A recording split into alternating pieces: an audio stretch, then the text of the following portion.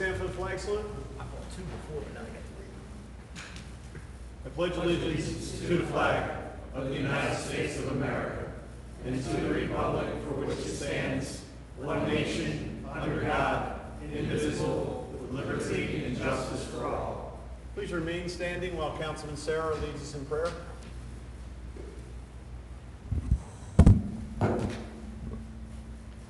Heavenly Father, thank you for bringing us all together this evening. We are truly grateful for this opportunity to watch over and to serve our community, and may we always act with the honor and respect that our citizens deserve. Amen. Could you please remain standing for a moment of silence? I'd like to have a moment of silence for Mike Brennan. Mike was a tremendous asset to our community. He was a member of the Economic Development Committee and a past president of the Chamber of Commerce.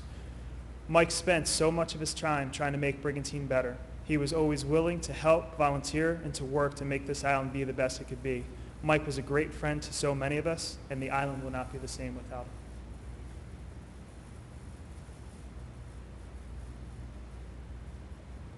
Thank you. Thank you, Vince. Just to advise, the meeting notices covering this meeting have been sent and posted as required in the Open Public Meetings Act. The meeting was actually opened at 6 p.m. And we did retire to executive session. And at this time, I'll ask our solicitor to comment on the topics that were discussed in executive session. In executive session, Mayor and City Council discussed a matter of personnel. Specifically, amendments to the employee handbook were discussed. This conversation did not touch upon any individual employee. This was a general conversation dealing with amendments recommended by the Joint Insurance Fund. Additional information will be made available to the public in regard to this matter this evening when Council considers Resolution 2016-191. Council also discussed a contractual matter. The manager advised that 6 bids were received for an emergency generator. Additional information shall be made available in this matter at the next council meeting when council considers a resolution awarding a contract. Council also discussed matters dealing with the acquisition of private property. The manager advised that the opportunity to file an application with the Frank Stewart Trust is available. Additional information will be made available about a potential application at the next meeting when council considers an appropriate resolution. Council also discussed certain legal matters touching upon property maintenance. These matters are currently within the jurisdiction of the municipal court. Additional information in these matters will be made available in the next 60 days. Thank you, Mr. Cerny. Okay, at this time, we need an approval of the council meeting minutes from July 16th and August 3rd, as well as the executive session minutes from 9/7/16. Could we have a motion second, please? So moved. Second. Any additions or deletions or discussion of the minutes? Seeing none, could we have roll call, please? View, Yes. McClay, Yes. Withers, Yes. DeLucre, Yes. Sarah, Yes. Simpson, Yes. Mayor Gunther, Yes. motion carried. Next, we move to the approval of payroll, the requisition list, and operating expenses. Could I have a motion second, please? So moved. Second. Any discussion? Yeah, I had one question which follows up on a question I sent to Ed yesterday in an email. We have on the list tonight about plus or minus 10 payments to various vendors who provide professional services. And as I read our pay-to-play ordinance, chapter 236 of the code, before we can make payments, before we can enter into contracts actually, with our professional service suppliers, we need, among other things, to get from them a sworn statement that they are in compliance with our ordinance. I don't know if we have those statements from the people on tonight's list. If we do, fine. But to the extent we don't, I'm not sure how we can authorize payments when we don't have compliance with our ordinance. Our QPA, Dennis Carouse, is working with Molly O'Neill, going through the professional services contracts. Most have the sworn statement, but there's some paperwork that may be needed. They have reached out to all the professionals that may need some of that additional paperwork, and most have returned the paperwork. There are still some out there, but all have stated that the paperwork will be submitted. So our QPA is working on it. Well, of the vendors that we have on tonight's pay list, would you be able to tell me which ones have responded and given you the sworn statement and which ones you're waiting for? I'm not able to do that, no. Okay. For the record, without naming the vendors, but the check numbers in question are 2085, 2200 through 2204, 2259, 2262, 2269 through 71, and 2288 through 90.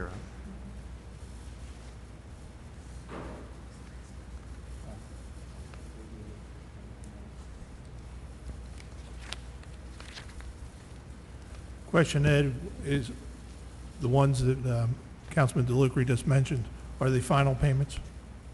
They're not, they're monthly payments. Fred, do you see any problem in paying these bills and making sure by the next council meeting, if they have bills to be paid, that we have all the paperwork at that particular time? I mean, given the fact that we're involved in a level of remediation activity, and also the fact that we are in contract, I assume, with these folks, this should have been done at the time of the contract, apparently, but still contracts were entered, so there's a reliance upon the contract, and given the fact that we're in the process of taking corrective action, I think you're okay. You may want to take a harder look at it as you approach the end of the year and final payments, but for the moment, I think you're okay. Thank you. Okay, any further discussion?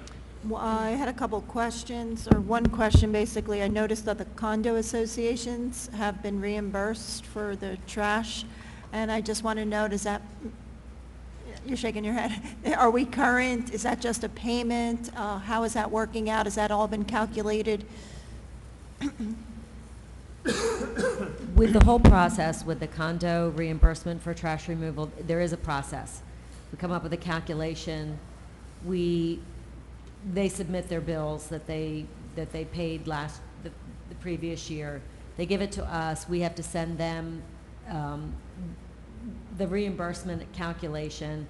We have to send them paperwork to sign, the vouchers to sign. So we have to wait for all of that to come back before the actual checks are written. We put them on the bill pay list because we want to be able to pay them as they come in. So in order to be ready to do that, we put all the payment calculations on the bill pay list so that as they come in, we can just automatically pay them. Otherwise, we have to wait for the next time we have a council meeting to authorize those payments. So some have come in with their paperwork, some have not. And as soon as their paperwork is received, we will issue them a check. But this gets the approval process by council on so that we can do that immediately. Okay, any further discussion? Seeing none, could we have roll call, please? View, Yes. McClay, Yes. Withers, Yes. DeLucre, I'm going to abstain on each of the numbered items that I enumerated earlier, and respectfully disagree slightly with Fred. The way our ordinance is worded, it's a pre-contractual obligation that we get the statement. So until you get the statement, I don't know that you can legally have entered into a contract. Not a question of whether the vendors did the work. Of course they did. And, assuming that, when we get the information from them, they are all in compliance and they would not have been disqualified had we examined it back in January. Then I certainly have no problem in getting paid, but at this point in time where we are, I'm going to abstain on each of those items previously identified. Sarah, Yes. Simpson, Abstain on 16-2153. Yes to everyone else. Mayor Gunther, Yes. motion carried. Okay, at this time, I'm going to open a meeting for public comment on agenda items only. If anyone would like to address council on any of the items that are on the agenda, please step forward, use the microphone, and state your name and address for the record. Yes, Mrs. Phillips.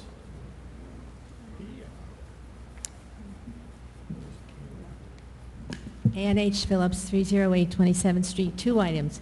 Number 8, the 2017 preliminary budget review. There's no backup material on the internet. And 12, please explain an alternative, non-advertised method of award and why you use it. Thank you. Thank you.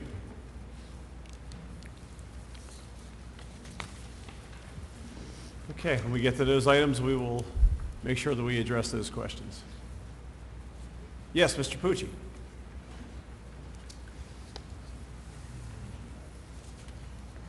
John Pucci, 100 Sheridan Square. Good evening, Mayor Gunther and City Council.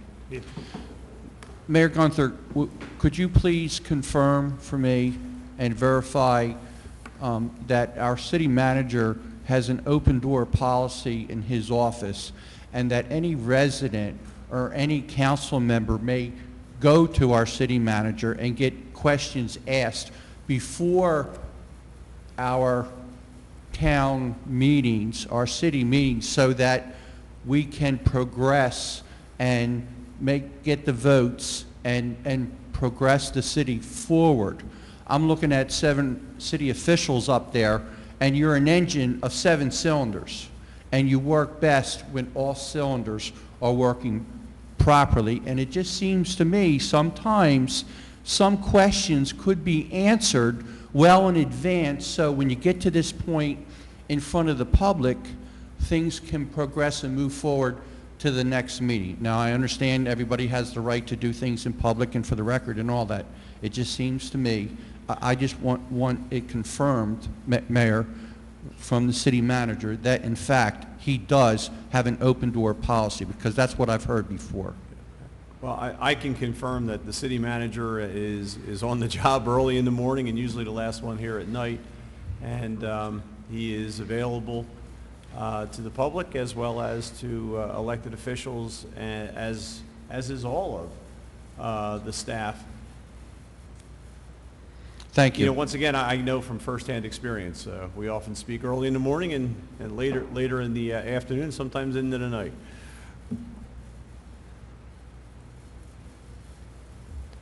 Okay, any other public comment? Okay, so now I'm going to close the public portion. We have with us our auditor, Leon Costello, and our chief financial officer, Roxanne Tusta, is with us as well. This is a preliminary budget review, and in my discussions with the city manager, and I look at this as a time to do a checkup on where we are with the 2016 budget, but also kind of falls in line with best practice too, that although we don't have a budget committee, that we are looking at the budget during the budget year as a committee of the whole going forward. So ask our auditor and chief financial officer to give us an update of where we stand right now. And the question was asked about backup information for the website. Mr. Costello, I don't know if you've prepared any specific documents for tonight, or you're going to give us some general ideas of where we are with the major parts of the budget. Yeah, it's more of a general overview. Okay. We'll go through the details. So I'll turn it over to you. Mayor, Leon and Roxanne and I have started our meetings to prepare for our budget for 2017. It's early, obviously, in the year, but we wanted to get a jump on that. We haven't had our department head meetings yet to go over the budgets, their budget requests, but there's a lot of preliminary work that we can start and that we have started. And it's with that we felt that it would be an appropriate time to come to council and for Leon to give council just kind of the general direction where we are heading for next year. And that's why I asked him to come.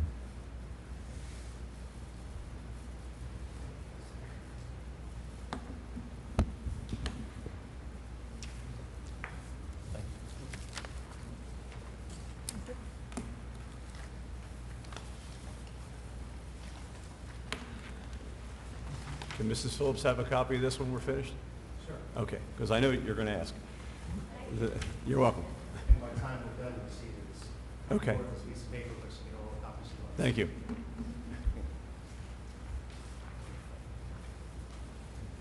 What,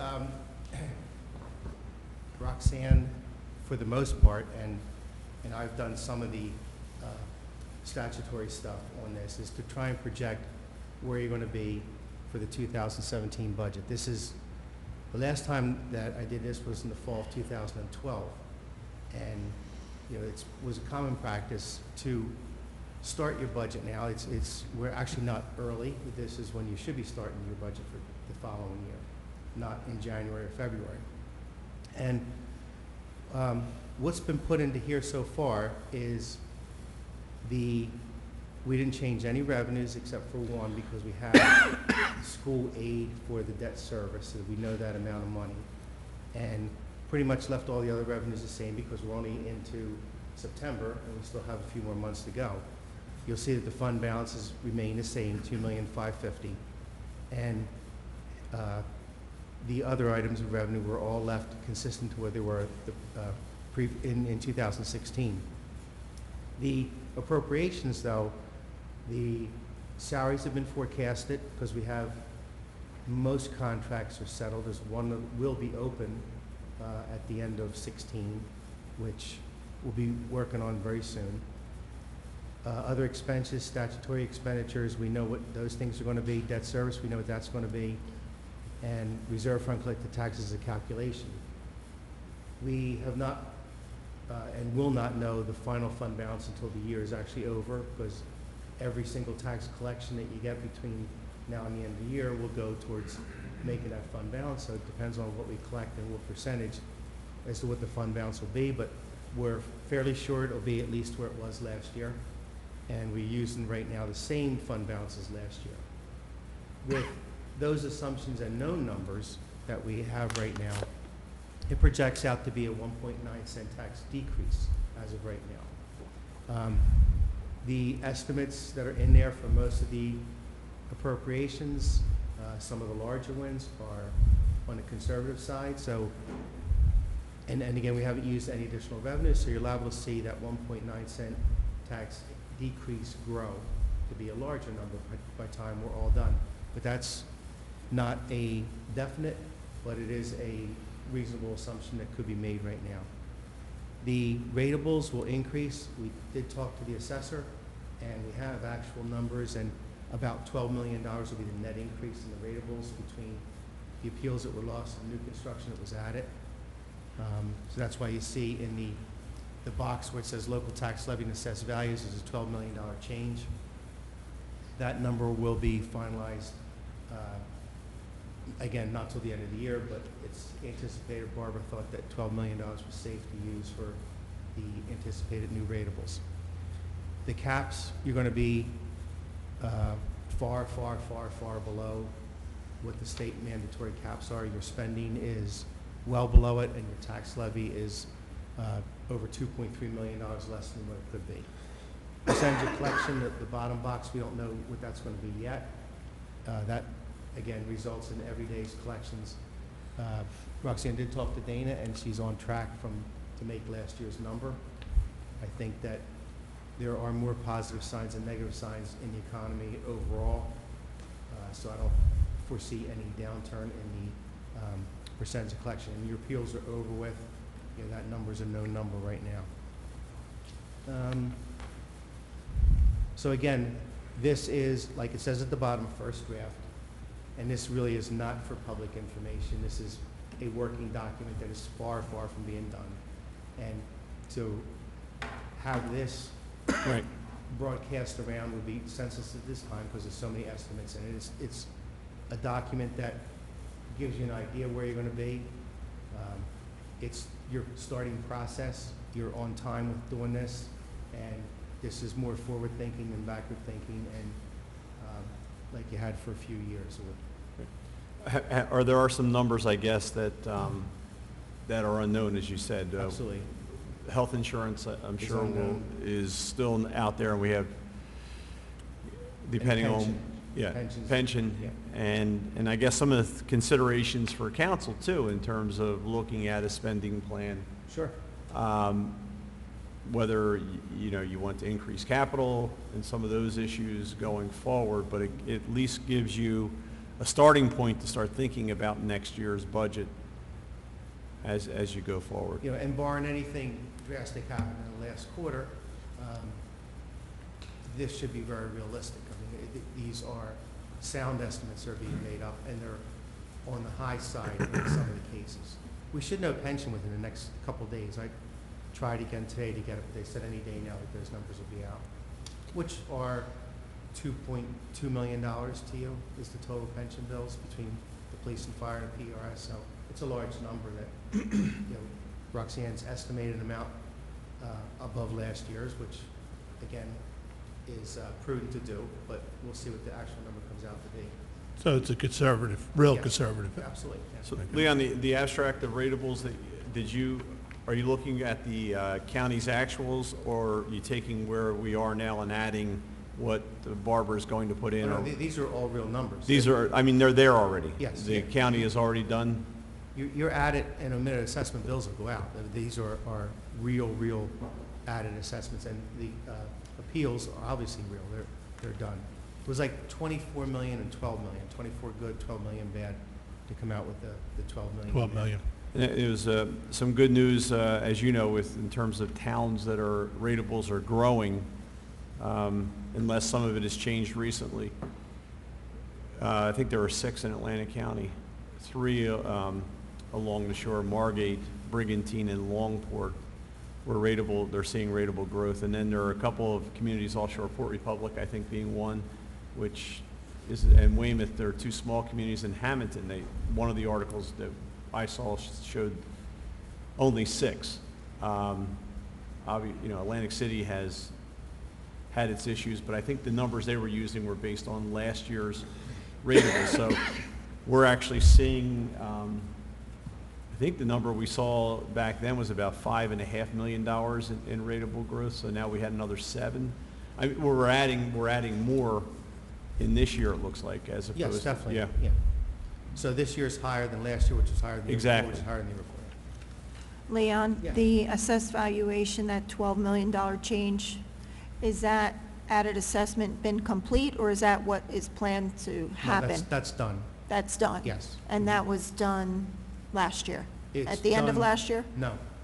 What that represents is, at the end of last year, the rateable base was $3,234,529,700. That was the actual book value. Mm-hmm. January 10th is the date that they cut it off at.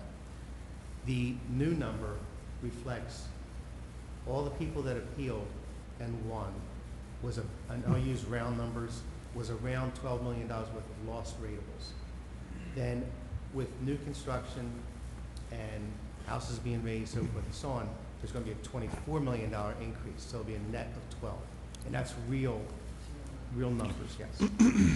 And that all happened in 17. No, it's not, that's all the transactions that happened in 17, and they're completed.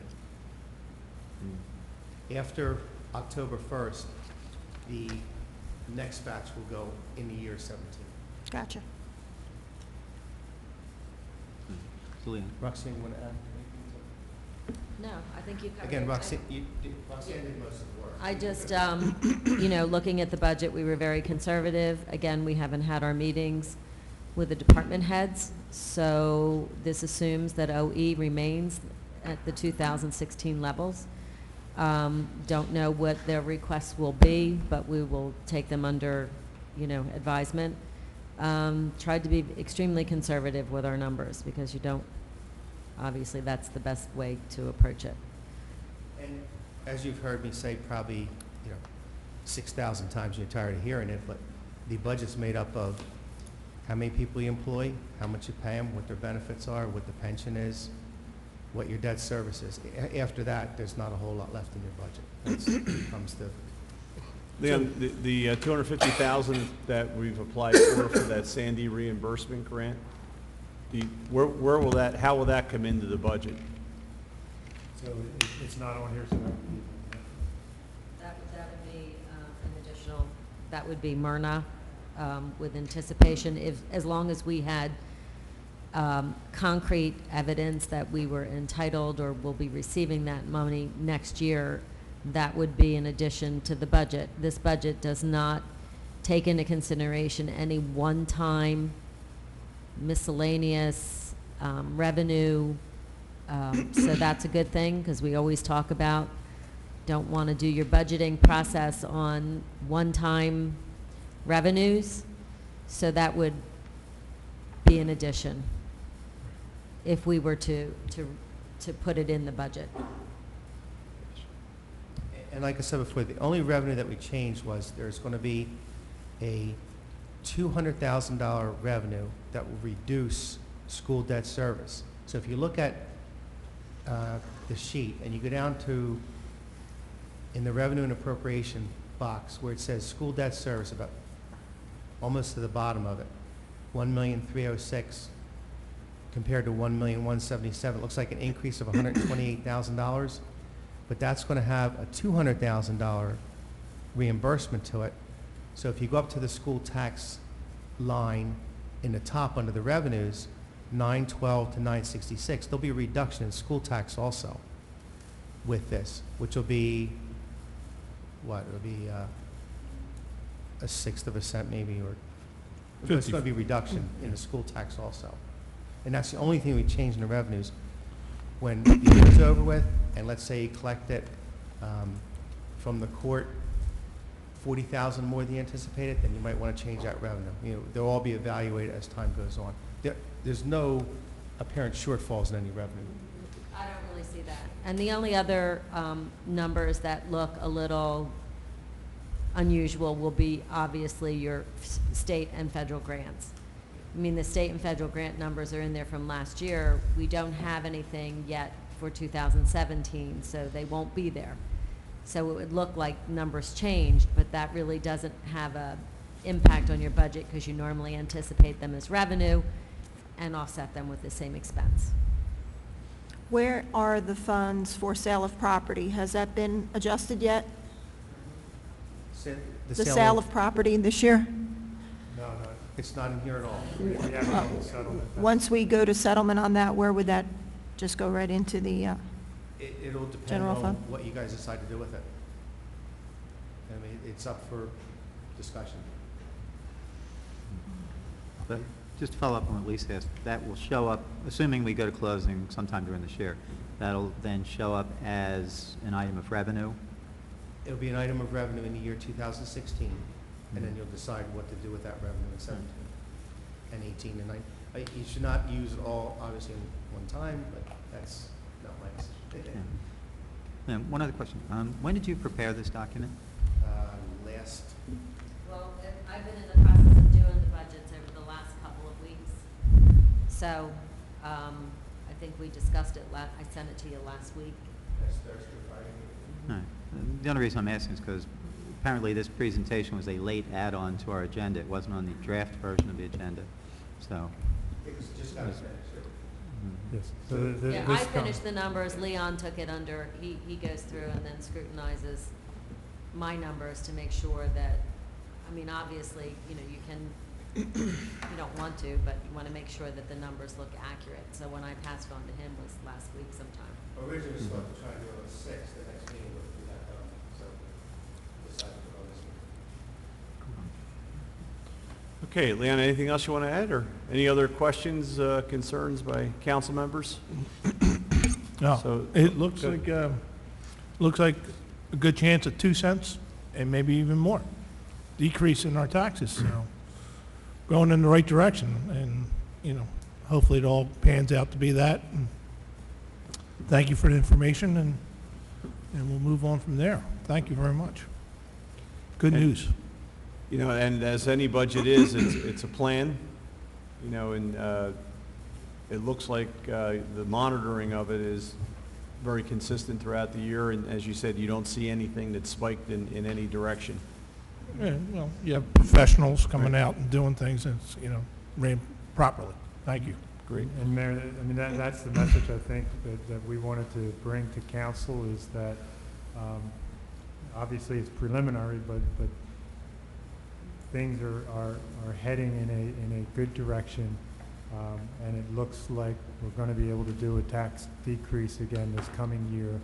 You know, assuming nothing drastic happens, nothing drastic changes, but everything is going, and Roxanne is monitoring everything, and we're heading that way. And that's the message we wanted to share with council at this time, that it is as we thought, as we were budgeted, and we're looking like that's going to be a reality for 2017 as well.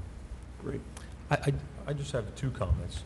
One, I noticed here the school debt service, and I know unfortunately in Brigantine, our year-round residents, it's been going down, throughout the years. We're down, I believe, 30% year-round. I just noticed that the school debt service is pretty much the only thing that's increased here by 128,000, about almost 11%. Do you know what the reasoning for that would be if enrollment is down? And As I stated before, the $128,000 is going to be offset with the $200,000 revenue. So it's really a decrease of $53,000 up above. It's not an increase of Gotcha. So the 40% debt service aid, is that what we're looking at from the state? What this is the aid from the new project that's going on right now. Right. And you borrowed the money for the project, and you'll pay off that note, but the school, through the state aid of maybe, I forget how much the total is going to be, maybe $970,000 worth of state aid total is going to come in over the next couple of years. We'll pay off that debt service. We only received 200 so far. That's why Right. that's what we got in here. So, and school taxes are down too. Well, the school debt service tax portion will Right. be down. The school budget, We don't know yet. And then also here, I noticed in a prior year budget and the budget year, I mean, the 2.5 million that was used from the surplus, obviously we won't have that going into future years because we're depleting that surplus. But like Ed, the city manager said, I mean, we're moving forward in the right direction. But moving forward, once that surplus is depleted, how will that affect going into the 2017 and 2018 No, we budget? won't be depleting it. It's going to remain basically the same as it was last year. It's not going to be a depletion. We're using pretty much the same amount we have. We'll probably have the same amount or a little bit more than we had last year. So we're apples to apples. We're not depleting anything. Okay. So based on our projection, we should have, by the end of this budget year, we'll have replaced all, if not more, of what was in surplus or what Yes. was used? Yeah. Yeah. Which was the target. That was the plan. Right. Yeah. Right. You don't want your budgets going like this. Right. And hopefully the county budget will stabilize and You help us got out in that. a good break on the county tax this year. And, hopefully it stays that way. Right. It's really where Atlantic City goes. When their ratables fall, that means all the other 22 towns in Atlantic County got to pick up the difference because they're not going to pay as much. And this past year, they went from 6.7 billion to 6.4 billion, so it really wasn't much of a change. So virtually no impact to all the rest of the towns. It was that year before. The year before was awful. Awful, yeah. It was like 35%. Crazy. $2.6 million increase in your county tax alone in 15. So I think overall, you think there's some stabilization that we're seeing at the Yeah, 'cause present the time? question would be how much more. I'm not talking, City I think we're very stable, but in Right. terms of Yeah. what we're looking at countywide Right now, yeah. right now. But, and Leon, I do realize this is a preliminary, it's preliminary and the work. But again, I do have to voice some concern that if we're using the 2.5 million out of the 5.3, we're going to have a remaining balance of about 2.8 going into next year.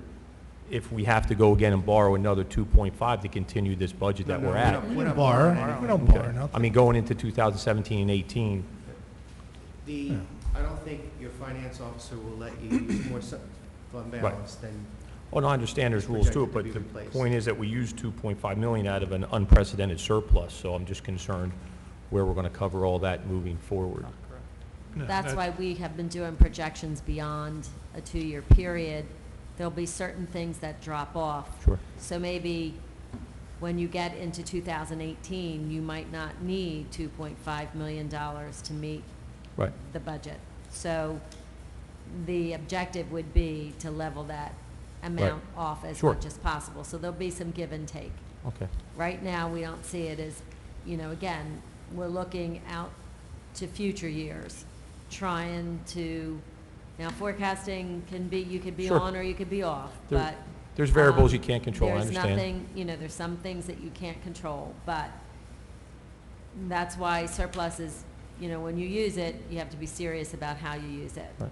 But the anticipation is that that number probably will probably drop Right. in accordance with other things that drop off in the budget. Okay.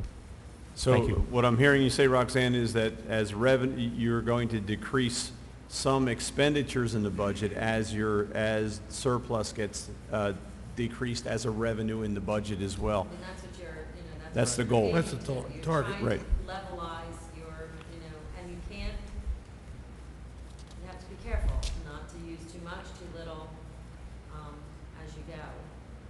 And I can understand Councilman's concern in the future, but we believe that, looking at the numbers, that we're still in a good place. And the issue, Leon, goes to a lot of municipalities, and we've had this discussion over many years about how surplus is used in a budget. And what you just explained is exactly the philosophy I think we've always tried to adhere to, and that is, you use too much in one year and you know that you cannot replenish that amount in the following year, you are setting a hole, a deficit in revenue for the next year. We don't have that situation. And that, And if I remember correctly, Mayor, that we had this conversation about using more last year. Right. And we wanted to be somewhat Conservative. conservative, so that we didn't put ourselves Right. in a situation we didn't want to be in. great. Okay, any other questions for Roxanne or for Leon? Once again, I want to thank you for coming and providing the information. As we move into the process, I know we'll be seeing a lot of you going forward. Yes, and again, a lot of the things to look forward to. Great. Now, you said, is this a public document? Are people allowed to see this or not see this? Fred, Does it matter? It's really a anybody worksheet. who wants can have it. It's again. Yeah. it's Obviously, gonna it can change. 25 times between now and when you introduce it. When you introduce it, it's a real document. I mean, it's a working document, but you've discussed everything that it's in it Right. in public, so it's not very private anymore. Yeah. So as a Okay. practical matter, if someone wants to see it, I don't see any harm in it. Okay. You can pick it up, Mrs. Phillips.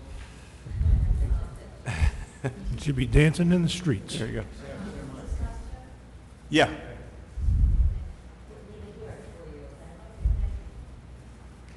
Thanks. Thank Thanks, Thank you Leon. very Thank much. you. Thanks, Roxanne. Thank you.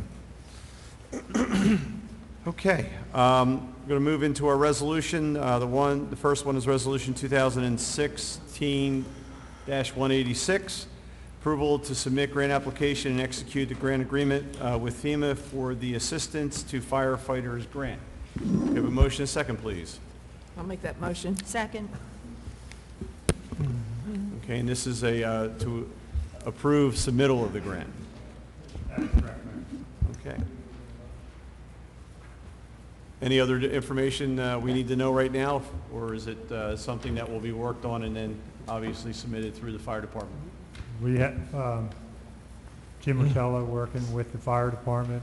Right now, we are looking at based on the chief's recommendation, we are looking at requesting a grant for the purchase of a new ladder truck, a longer ladder, so we can reach the newer structures, or the structures that have been elevated.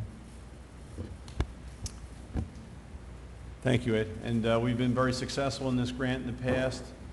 I think we've, at least 2 or 3 times we've received this. Joe, I don't know if you remember overall. In the last 2 years, we received a grant to replace all our SCBA, all the breathing packs that we wear on our backs.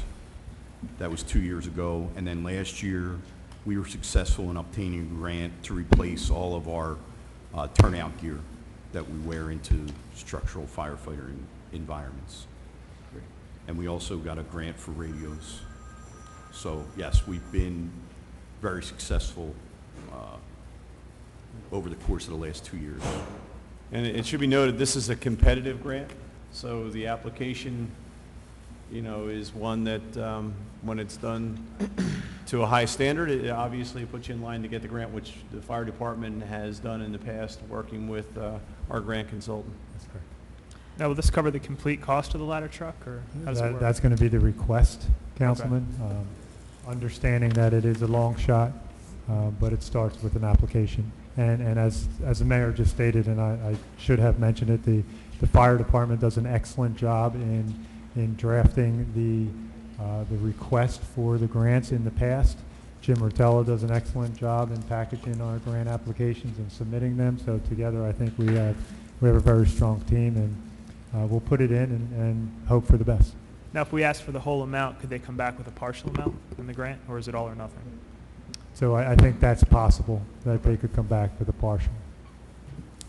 Would this ladder truck be replacing an older ladder truck, or is this going to be an additional ladder truck? It will replace the existing ladder truck. Replacement? Yes, yes. The current ladder truck is 17 years old. Got it. And in our long-range planning, this has always been on the books to be replaced somewhere in the 2017, 2018 area. So this has been part of that program for, you know, at least 6 or 7 years. We've known that this would, it's 17 years, it's now costing, maintenance costs go higher, repair costs go higher. It's towards the end of its expected serviceability. Makes sense, thank you. Okay. What is it, let me ask, what is the difference in the ladder height from what you have now to what We're you were? looking at 100 feet now. So it's an additional 25 feet, which with all the houses being raised, you know, is only going to be beneficial. Especially, you know, and again, there's a lot that goes into it, but we've already started to have vendors come into the city. We had a piece of apparatus here last week, and they let us go out. We were able to go to a residential street and utilize it, again, to get a real idea of what we would be able to reach from the center of the street and you know, how that goes. But we're looking, and again, there's no guarantee, but at this point, we're looking at trying to do 100 foot. Will it fit in the firehouse? Well, that's one of the things that's going to go into whether we get 100 feet or not. If you got a larger ladder truck, would that then give us the ability to have higher homes or taller homes? Just asking. I don't know that leads the, right, that's almost like the tail wagging the dog. So I'm just asking. that certainly isn't coming out of our planning Okay. committee. You're not hearing that on the master plan meetings. All right. No. Put a seat today in the back of the firehouse. Thank you, Captain Guar. Okay, could we have roll call, please? View, Yes. Leclerc, Yes. Withers, Yes. DeLucre, Yes. Sarah, Yes. Simpson, Yes. Mayor Gunther, Yes. motion carried. Okay, Resolution 2016-187, a real estate tax refund. We have a motion and a second, please. I'll make that motion. Any discussion? Yeah, Ed, are these all related to overpayments, or any of them related to tax appeals being paid, or? Overpayments, Councilman. Yeah. How Duplicate payments. Okay, the reference to CoreLogic on most of these, CoreLogic is what? A collector for mortgage companies, as I understand. And so Okay. the way our tax collector explains it to me, these are duplicate payments, so either a title company maybe at settlement collected the taxes, but also the mortgage company collected the taxes, or a homeowner paid the taxes when they received the you know, the copy of the bill and also the mortgage company. Okay, thank you. Okay, any further discussion? Seeing none, could we have roll call, please? View, Yes. Leclerc, Yes. Withers, Yes. DeLucre, Yes. Sarah, Yes. Simpson, Yes. Mayor Gunther, Yes. motion carried. Resolution 2016-188, CER refunds for the Fun with Chemistry class. Or, excuse me, Fun with Kitchen Chemistry class. Kitchen Chemistry class. We have a motion and a second, please. So moved. Second. Any discussion? Seeing none, could we have roll call, please? View, Yes. Leclerc, Yes. Withers, Yes. DeLucre, Yes. Sarah, Yes. Simpson. Yes. Mayor Gunther. Yes. Motion carried. Okay, Resolution 2016-189 is award of contract for the maintenance and service of fire and security equipment. We have a motion and a second, please. So moved. Second. Okay, Ed, there was a question about this process that was raised. Yes, so this program does not go out to competitive bid, and that is the alternate method. It is because of the, I guess, the details within this contract. We have a vendor that we have used that knows our systems, has provided a very good service for us, and is the recommendation from our department heads to use and stick with that vendor. And this is to Atlantic Coast Alarm, Correct. maintaining the fire as well as, I guess, entry alarms, security alarms, and systems. Ed, was the alternative to the competitive bidding used because we project this to be under the bid threshold? That is correct. Thank you. Okay, any further discussion? Okay, seeing none, could we have roll call, please? View, Yes. Leclerc, Yes. Withers, Yes. DeLucre, Yes. Sarah, Yes. Simpson. Yes. Mayor Gunther. Yes. Motion carried. Okay, Resolution 2016-190, authorizing membership in the Educational Commission of New Jersey Cooperative Pricing System. Do I have a motion and second, please? So moved. Second. Ed, once again, this is a way to purchase with larger buying power. That is correct, Mayor. This again comes as an initiative from our QPA, Dennis Kraus. The recommendation is exactly for that. Middlesex is now the education, and they have put a lot of things out on bid Yes. that you can choose from. So it's used extensively throughout the educational community as well. Okay, any discussion? Okay, seeing none, could we have roll call, please? View, Yes. Leclerc, Yes. Withers, Yes. DeLucre. Yes. Sarah, Yes. Simpson. Yes. Mayor Gunther. Yes. Motion carried. Okay, Resolution 2016-191, the adoption of the employee handbook as amended. Could we have a motion and a second, please? So moved. Second. Ed, do you want to give an explanation, not of all the changes, but where we are with the process that was used? Yes, Mayor, thank you. This comes to us as a directive from the Joint Insurance Fund, which we are a member. JIF requires that we update our handbook periodically. They have provided 3 new policies that are mandated or required to be in our employee handbook. They also provide recommendations on various other policies.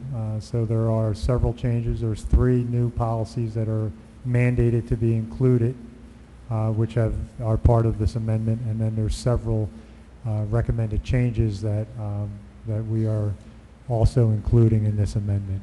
Again, it comes as a requirement from JIF for a periodic review and update of our handbook. Great. Can I ask a procedural question? Maybe it's you, Ed, maybe it's Fred.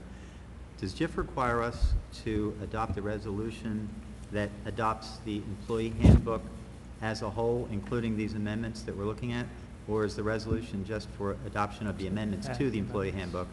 And the reason I ask is, I'm assuming, I don't know, that at some point, council adopted what is now the employee handbook, so that that would still remain in effect, and that we could just vote on the amendments, since I'm sure none of us up here have read the entire 100 and some pages of the employee handbook.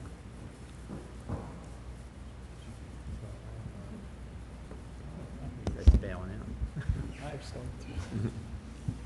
The question is, this is an amendment to the employee handbook. Yeah, I mean, I make the assumption that the employee handbook, as it sits there right now, has been adopted by council at some point in time, so that when these amendments are brought forth, you simply have to accept the amendments by resolution. They then become part of what is already an approved document. Okay, that's the right answer, thank you. Thank you.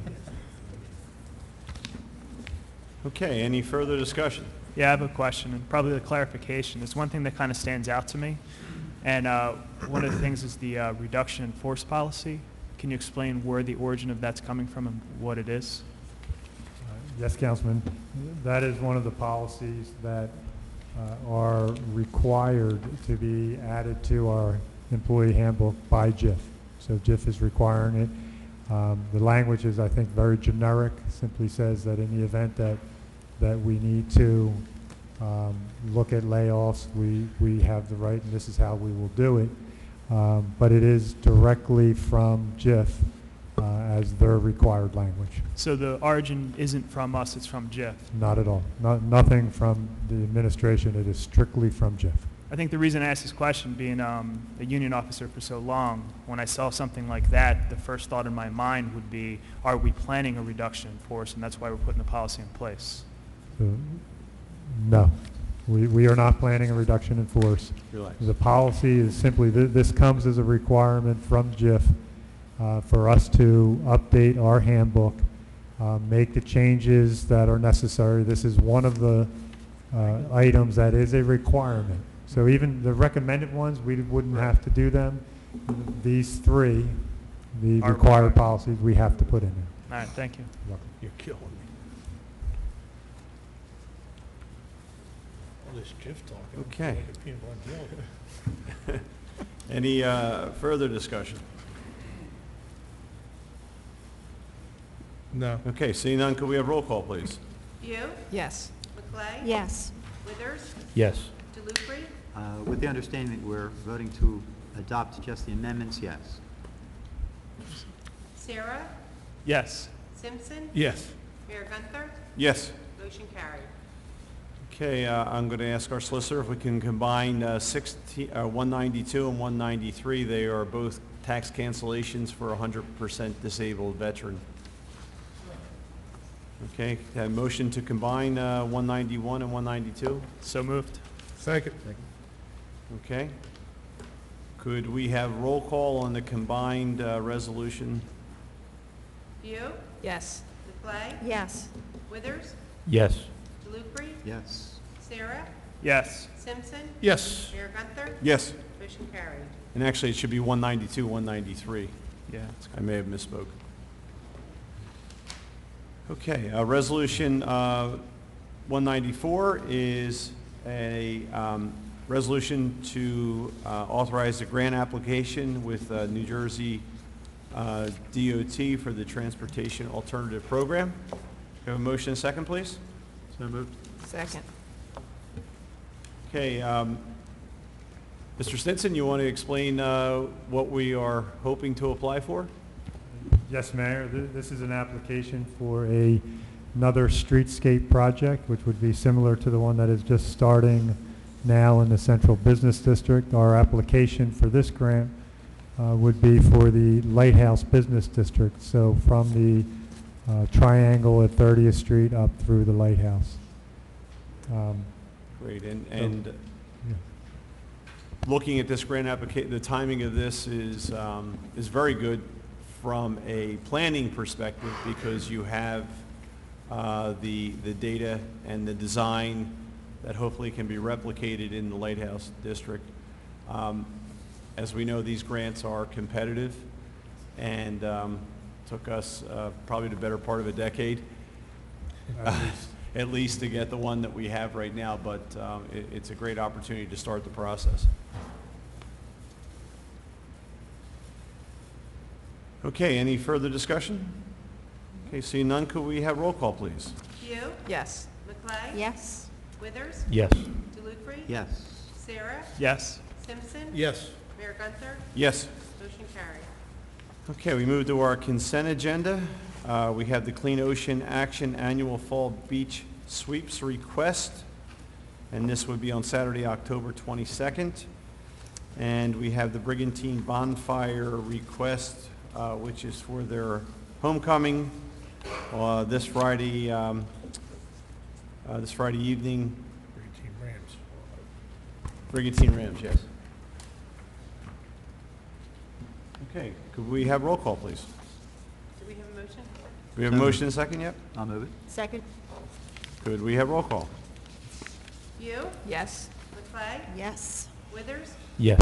DeLucre. Yes. Sarah, Yes. Simpson. Yes. Mayor Gunther. Yes. Motion carried. Okay, next we move to our council manager committee discussions. Ed, do you have anything for, Mayor, the only thing I have is just, again, a reminder that our construction has begun on our streetscape project. All the businesses are open. Please be patient as you drive through that or walk through that area, because construction is ongoing, but we're off to, well, we're off to a rough start on Monday because of the rain, but after that, we're off to a pretty good start. Ned, you and I walked, I guess it was maybe 3 weeks ago, through the Central Business District, and one of the things that you brought forward, I think it's important to note, as we met with some of the owners, was that we did delay the project, did not do it during the summer months for obvious reasons, and the time schedule would have been very compressed with the contractor trying to get it done during the summer months, but what apparently is happening, and it seemed like it was happening while we discussed with the owners, that a number of the owners are deciding to take the portion of their property that is adjacent to the project and upgrade the concrete and sidewalks in those areas as well. So overall, I think we're going to get a better project out of it right now, although we would have loved to have seen it done before summer. I think that the good news is having more people upgrade their sidewalks and landscaping with this project going on.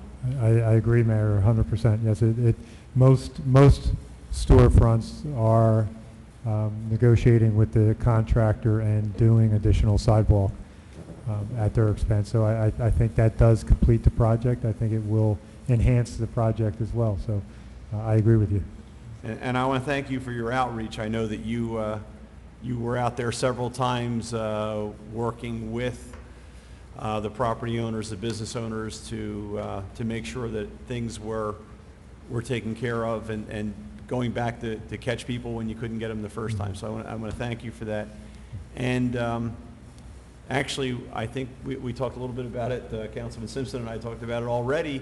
I think even before the streetscaping gets there, there's been a great cleanup along the avenue of some things that perhaps were overgrown and were done in anticipation of the project. So I think it's going to be a great asset when it's finished. We're very excited for it. We also need to remind the people that they can park in the municipal lot here on 14th Street or behind the City Hall in order to access the businesses. That's right. That's why we have the police sign is out there. You've all seen it says the businesses are open, because for the construction, we are taking the on-street parking that is along Brigantine Boulevard. We're blocking that off for the construction. But that's a very good point. So yes, please, all our municipal parking lots are open. The side streets are open. You can get to the stores if you need to. Good. I think too, the personal touch that you put on that is very important. With this being a large project, I think there could have been some confusion and frustration, but I think your efforts to keep people informed and work with people have really helped to move this along smoothly. So I want to thank you for your time. It's been a nice project because the store owners as well. They made the effort to come out to our meetings when we talked about the design of the project, so they were in at the ground floor as well, and that makes it easy. So well, thank you for the compliment. But I think because of that, you also see the investment back from them into the community. So we as a city are investing in the community, but those business owners are also investing, which will help increase, the value of what we have. Okay, any other, I do. I just want to ask Ed, a few meetings back, I think you and the mayor mentioned that you had a meeting with the county about the roadway coming into the island somewhere around the Marine Mammal Stranding Center, the issue with people crossing the street. You said you had sat down with them. Is there any information that you can share with us and let us know what those discussions are about and where are we heading with that discussion?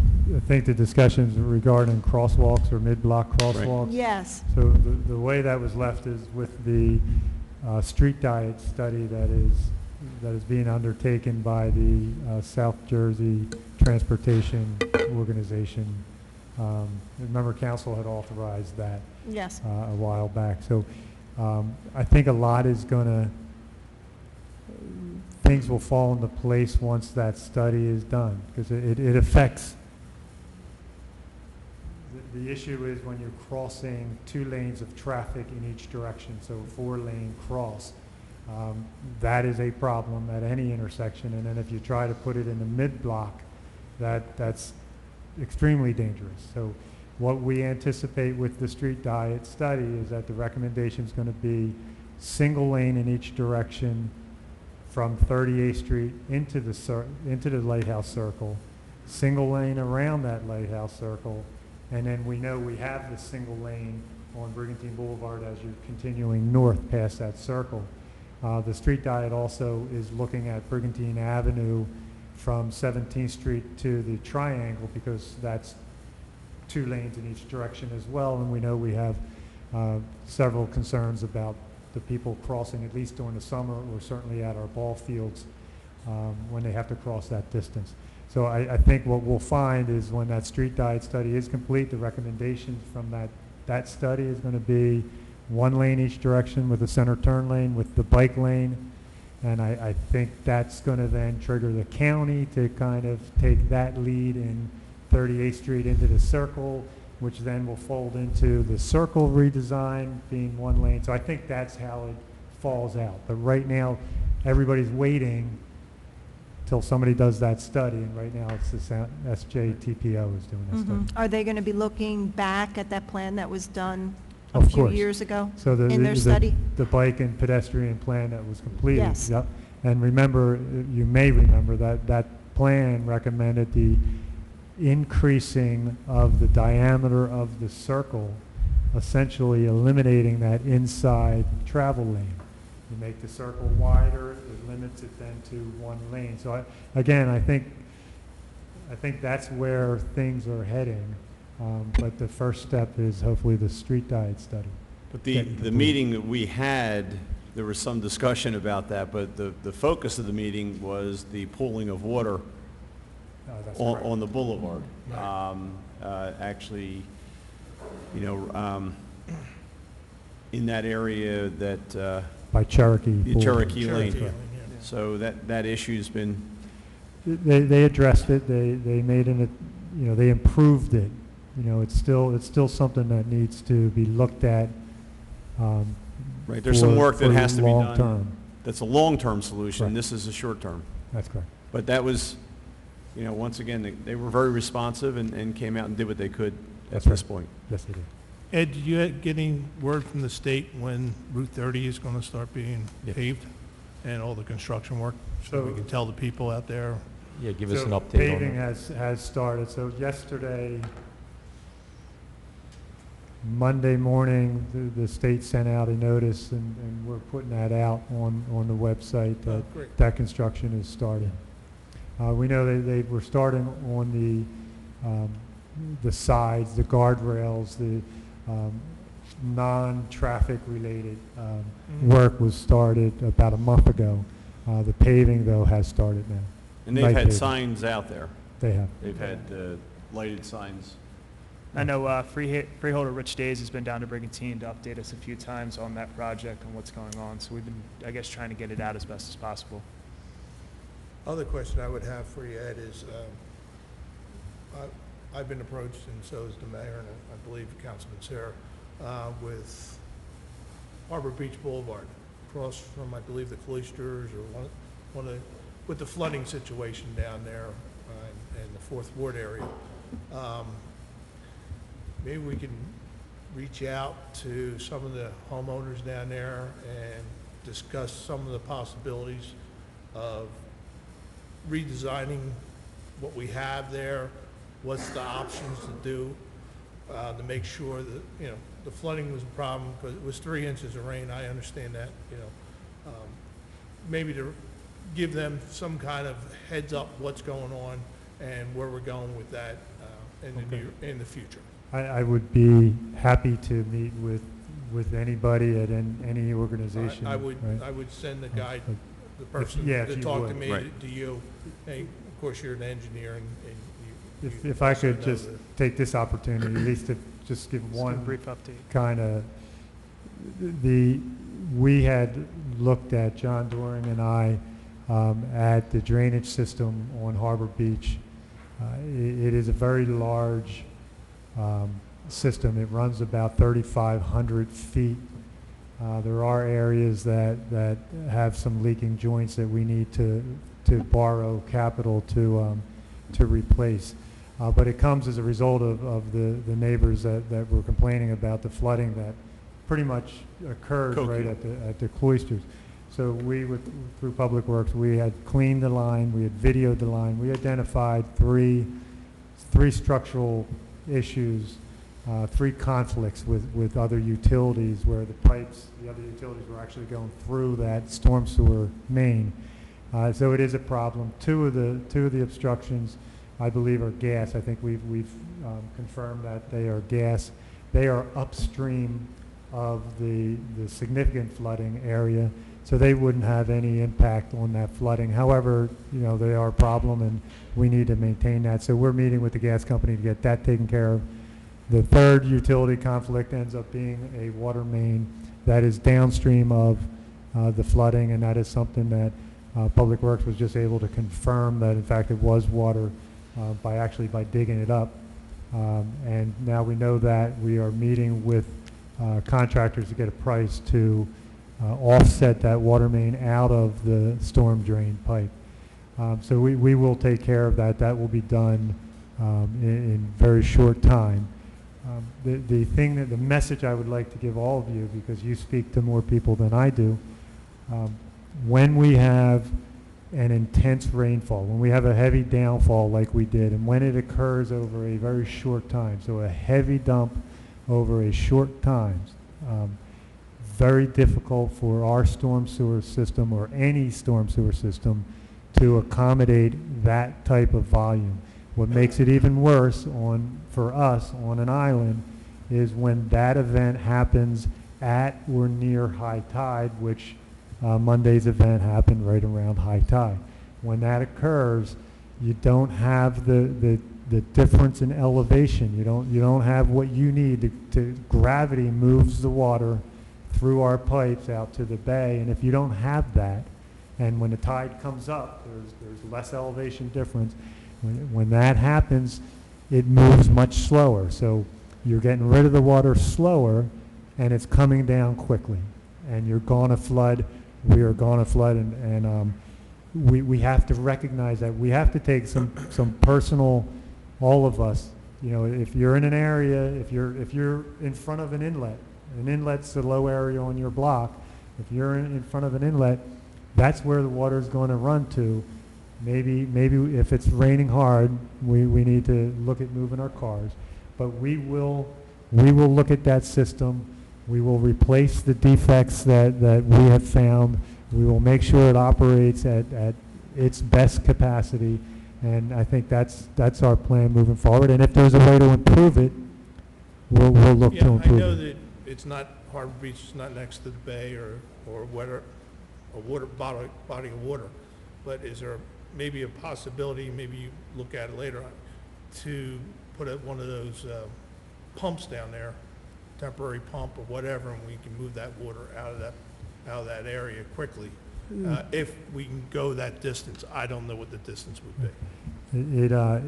Well, that actually is one of the issues here. As I said earlier, it was a 3,500-foot run of main. That area of Harbor Beach actually outfalls west of Lagoon Boulevard by Manitoba, near the intersection of Manitoba and Lagoon.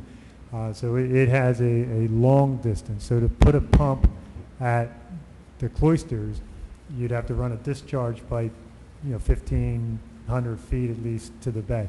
So that doesn't work, at least temporarily. But what we can look at doing, and I'll get with John, maybe we put a pump at Lagoon where this system is discharging to by that outfall, and maybe we can pump from those inlets and draw the water from Harbor Beach. We will look at doing that. That's a good Try idea. that, and Good idea. If that helps in any way, that would be great. Okay. Well, thank you, Ed. You're welcome. And actually, to follow up on that, one of the questions I've been asked too by people in the Fourth Ward is, the city's done so much for flood mitigation, especially in the First Ward, and we've gotten a lot of grants. They want to know if funding is really an issue with this. How come we haven't applied for those same grants for the Fourth Ward? So what's the difference in those areas? That's a fair question. So the grants that we received, we have a $1.4 million grant to do the 3 pump stations, one at Jenkins Parkway, one at Hackney Place, and one at 34th Street. That program is geared to benefit flood insurance, so properties that were substantially or repetitively lost, suffered repetitive or substantial loss from flooding.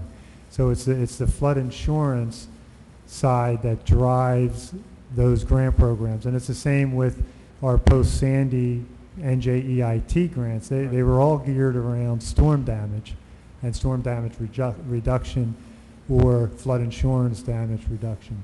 So the Harbor Beach Boulevard drainage, while we know it's something that we need to look at, there is no cost benefit in terms of damaged homes that would offset the cost of the construction. Therefore, it wouldn't qualify for those grants. So basically, in order to qualify for those grants, I guess what the insurance companies would look at, or I guess the federal government is what backs it, is which is more expensive, the continual repetitive loss versus the payouts. That's exactly it. They do what's called a cost-benefit analysis. So the savings in flood insurance payouts have to outweigh the cost of the project. It's a simple, it has to outweigh it. And if you don't have the flood insurance claims, which we don't have the repetitive or the severe repetitive loss properties in the south end, they're all in our north end. That's why we were successful in the grant applications in the north end. All right. Thank you very much. You're welcome. Since we're on the topic of flooding, East Evans, I got a few complaints. Obviously, we know it was a heavy rain. East Evans around the school, it was very difficult to get anywhere near the school that afternoon. When is the East Evans project going out to bid? We are still waiting for DEP permits, but we are going to be stepping up our push with that project designer and also the DEP.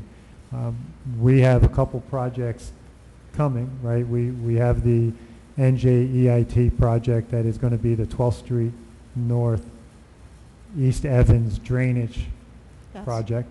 We are also, the 3 pump stations that I just mentioned, one of them is at Jenkins Parkway. The idea that pump station will not just relieve the Jenkins Parkway area, but it takes the top off of the watershed that contributes through East Evans Boulevard.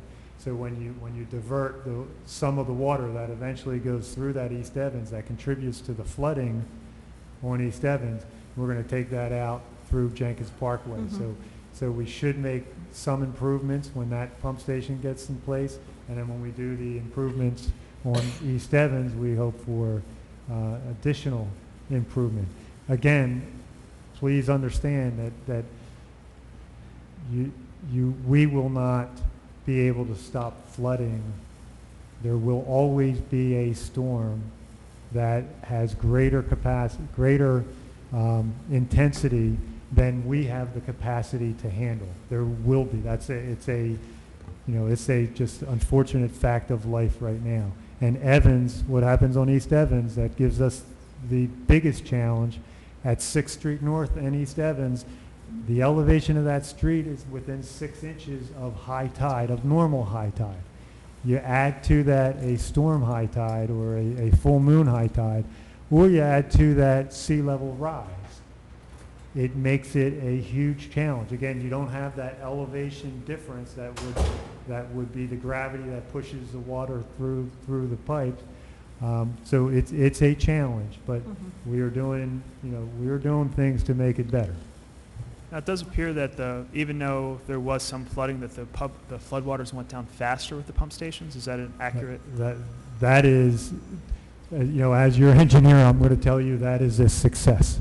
That there were times, if you remember, on Sheridan Boulevard, where that would flood, and it would be flooded for days. Yeah. We can get rid of that in hours now, and for a lot of the storms, which we don't even recognize anymore. But a lot of the storms that would have caused flooding, we're able to stay on top of. So, the pumps are working. You don't see the flooding nearly at all that we used to have. When we do get the intense storm like we had Monday, we are going to get flooding. We don't have the infrastructure to handle that, but we get rid of the water very quickly. Which by the way, you look at all the surrounding communities had the same issue. Right. Yeah. Worse in many places. I'll say worse in most places. Right. Yeah, Wildwood. But Wildwood, Ocean City. if it's possible, could you give us some idea of when that one project, in particular in the Jenkins, will be going out to bid? I will be meeting with our engineer on Friday morning to schedule meetings with the design engineers for that project and for every project that we have pending right now. And that's the goal. We will start, I'll be able to give you a report where things stand. Thank you. And that's the goal. I think Yes. that's also important for people in the community. There's a lot of people who talk about these flooding issues, but they want to kind of, I guess, be kept updated where we are. I think people expect us to be able to move fast, and I've found that nothing in government ever moves fast, but the absence of information, I think, sometimes is hard on people. I will try to do better with keeping everybody appraised. In my world, it's on, so I know it. Yeah. But I understand that And I maybe think I it's have to share something that. that we talk about, but I think publicly maybe that message isn't getting out. Understood. So. Okay. Ed, Thank you. I know we touched on it a little bit, Councilman Simpson brought it up.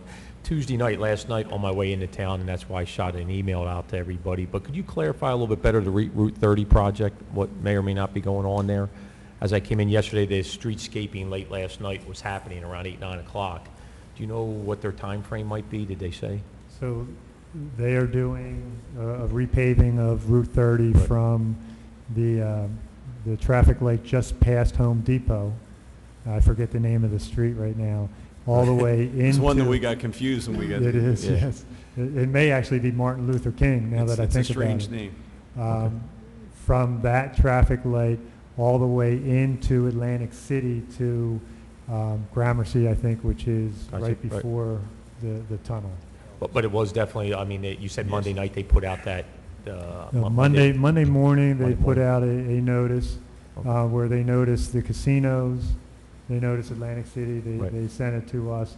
I sent it over to the chief to ask that he put it out on our, I put it on the web and put it on our social media. As I understand the scope of work, they've been doing some guardrail work, some side peripheral work. Now they start the paving, night paving, Yeah. Monday through Friday. Yep, okay, great. Yeah, it was a nice surprise yesterday to come down there and see them doing it. I was like, I thought I was the only one missing out on that, on the memo, so I just wanted to make sure. People were asking, so I'll let them know. Thank you. Now, I have to tell you that the notice change was a result of the meeting we had with DOT and SJTPA, TPA, yes, and the casinos, and there's a process in place now where that information gets out. So I'm glad to see everything is working well and smooth rides ahead. All right, at this time, is there any public comment? Yes, sir.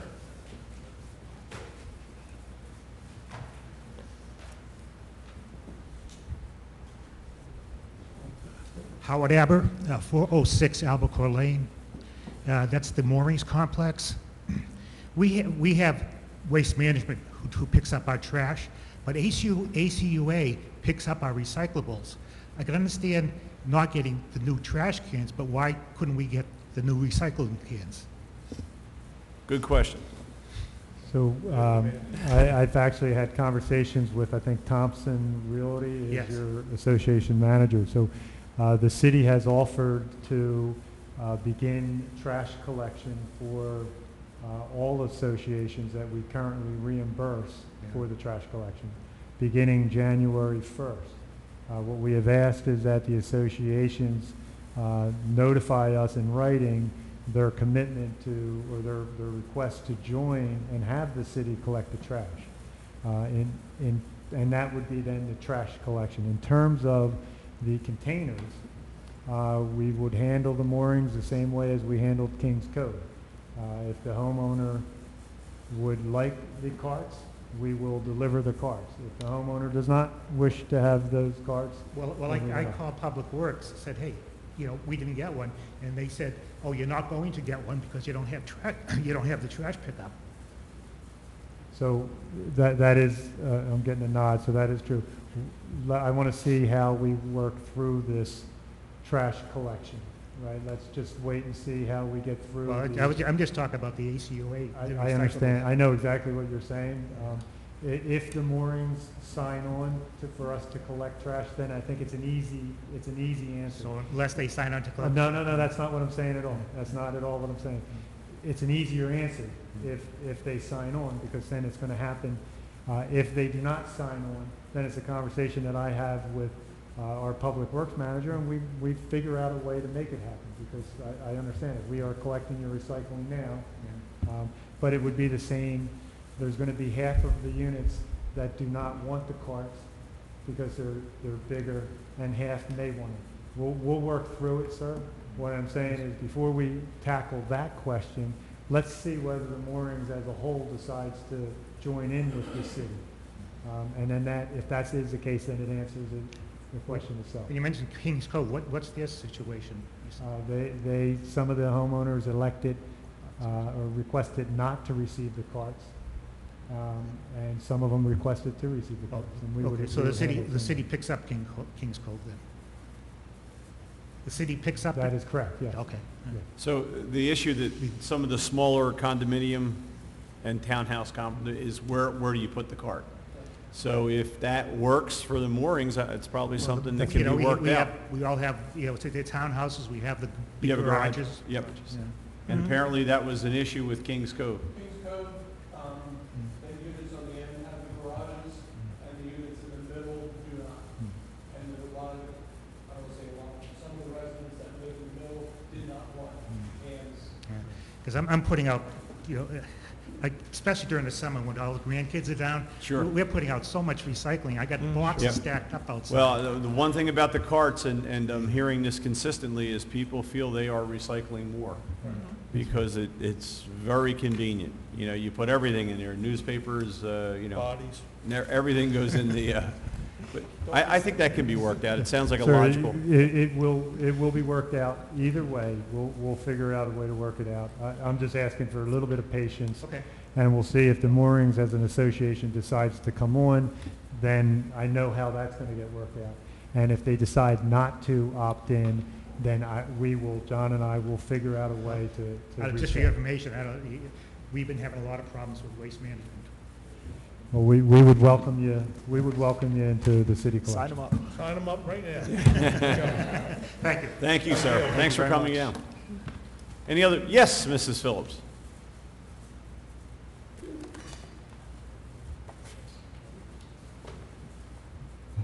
Ann H. Phillips, 308 27th Street. I have 4 topics, 2 on behalf of the Taxpayers Association and 2 for me, and I'd appreciate if you would respond when I'm finished. 1, please inform taxpayers of the steps taken and/or being taken regarding the issue of public money for private group activities. At the last council meeting, Mayor Gunther used the word, quote, burdensome, unquote, to describe duties required of volunteers involved in these activities in order to conform to appropriate and necessary financial management of this public money. Since such sound, transparent management protects all parties involved, calling it a burden is not a constructive attitude in resolving the matter. Number 2, we hope you all read the letter to the editor and the September 9th local papers on the golf course. The writer asks, quote, why is the golf course an important issue? It is one of the top attractions on the island, but it is also becoming a dead weight on the municipal budget, unquote. At the last council meeting, we mentioned the $1.5 million taxpayer subsidy for the years 2014, 15, and 16, appropriated in those budgets, each one on sheet 18 in the budget, to keep the course running. The writer recommends that each party present, the writer recommends that each party present its long-term plan to taxpayers for a financially sustainable golf course as part of its platform in this coming election. And of course, we also should remember that this golf course is supposed to be a self-sustaining business going back to its purchase. We also recommend that writer's suggestion and think it would be very good for each party to look at this and before the election, which occurs in very shortly. And the taxpayers have a right to know what is being proposed for this golf course before they vote. Now, 3 and 4 are from me. The 42nd Street parking area, which is uneven and bumpy, is dark when people leave the building at 9 p.m. In the interest of safety, can there be a light there until 9 p.m.? Are you talking about the community center parking lot? Yes. It is quite dark, and you can hardly see your hand in front of your Right. face sometimes. And the last one, this is a pleasure. The miniature golf course is one of our island's nicest recreational facilities. It's clean, friendly, attractive, well-managed, and lots of fun. I hope that it will continue to be run as it has been and be back next year for the enjoyment of both people who live here all year and our visitors. Thank you. Thank you, Mrs. Phillips. I'm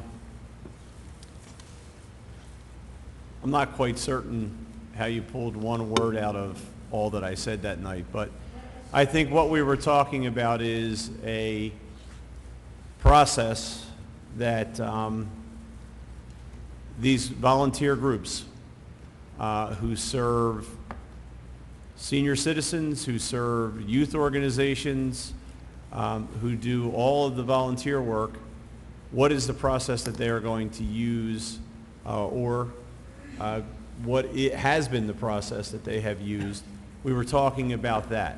And if I use the word burden, I probably referred to making sure that a process is something that a volunteer group could do.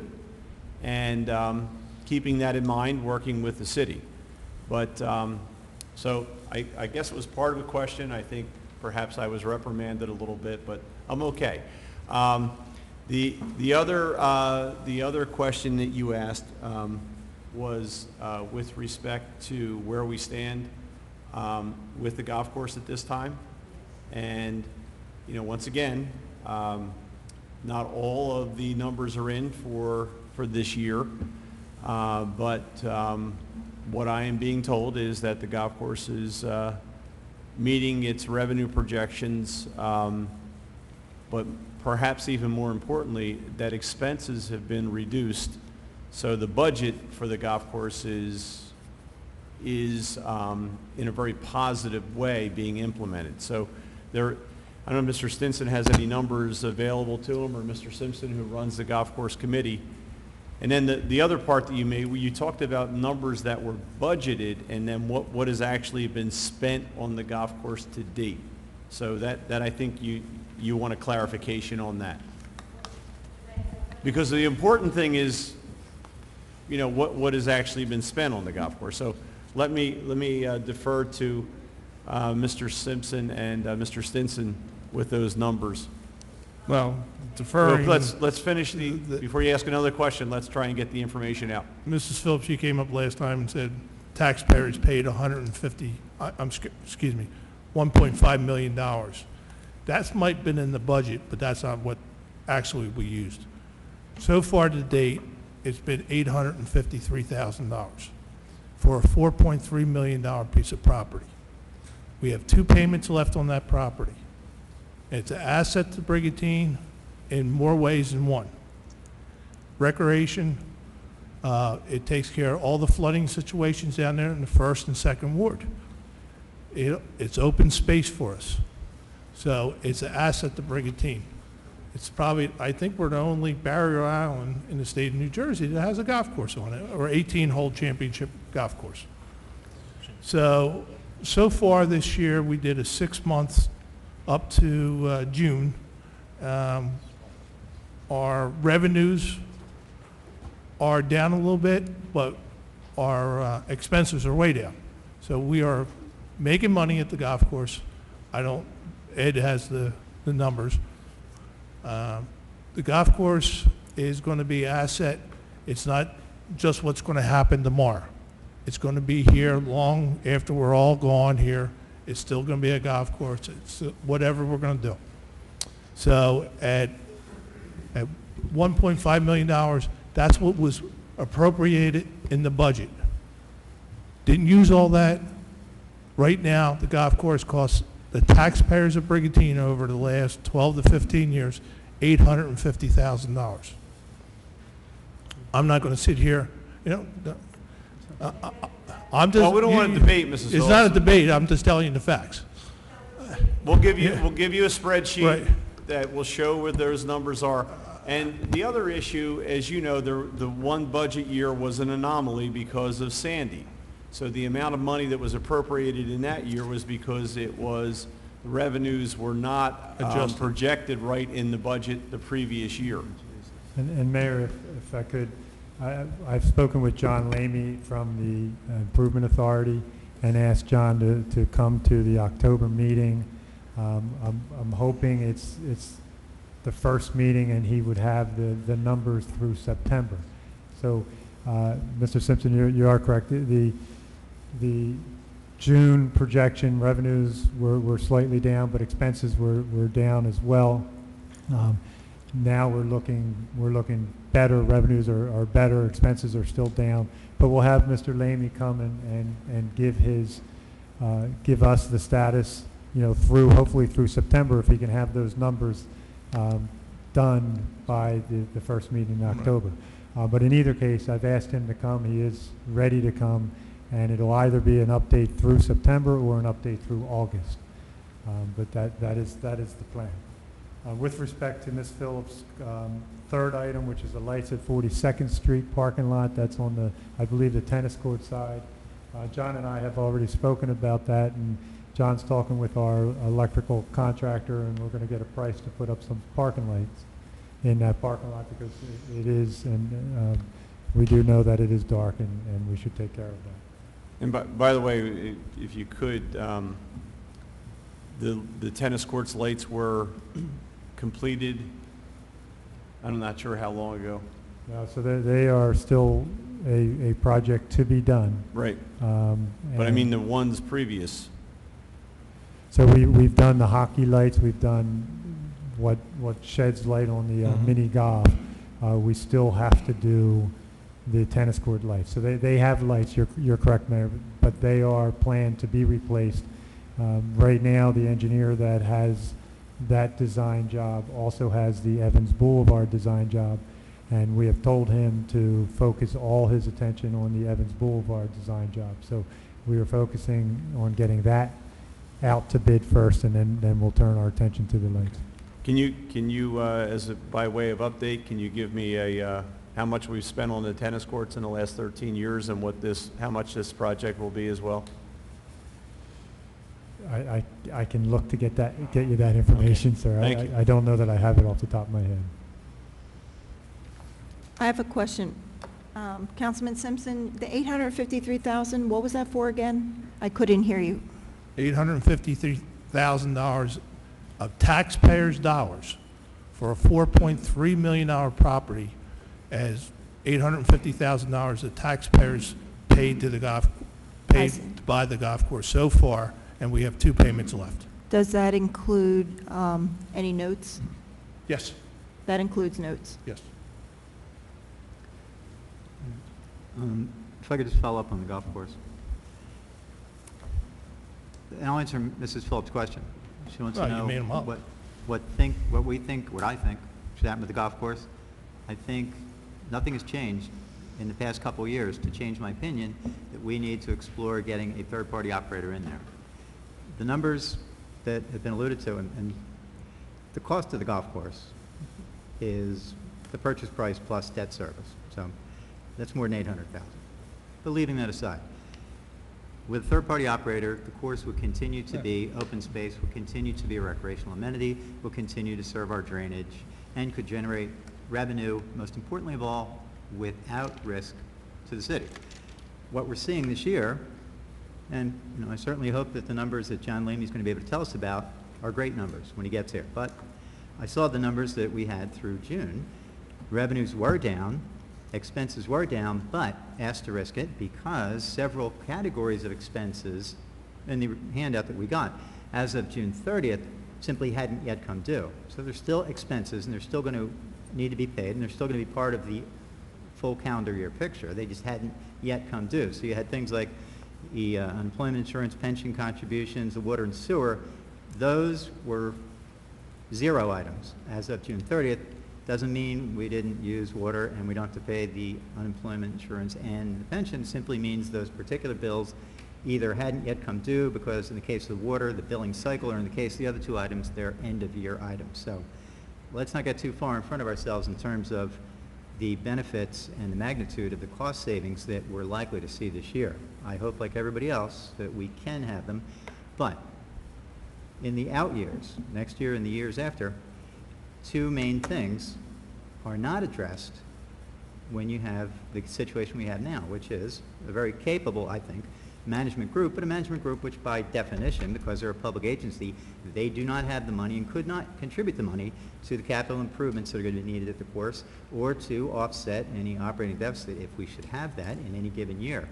What we need to do is, in my opinion, eliminate the risk that we have from the, at best, cyclical nature of the golf industry.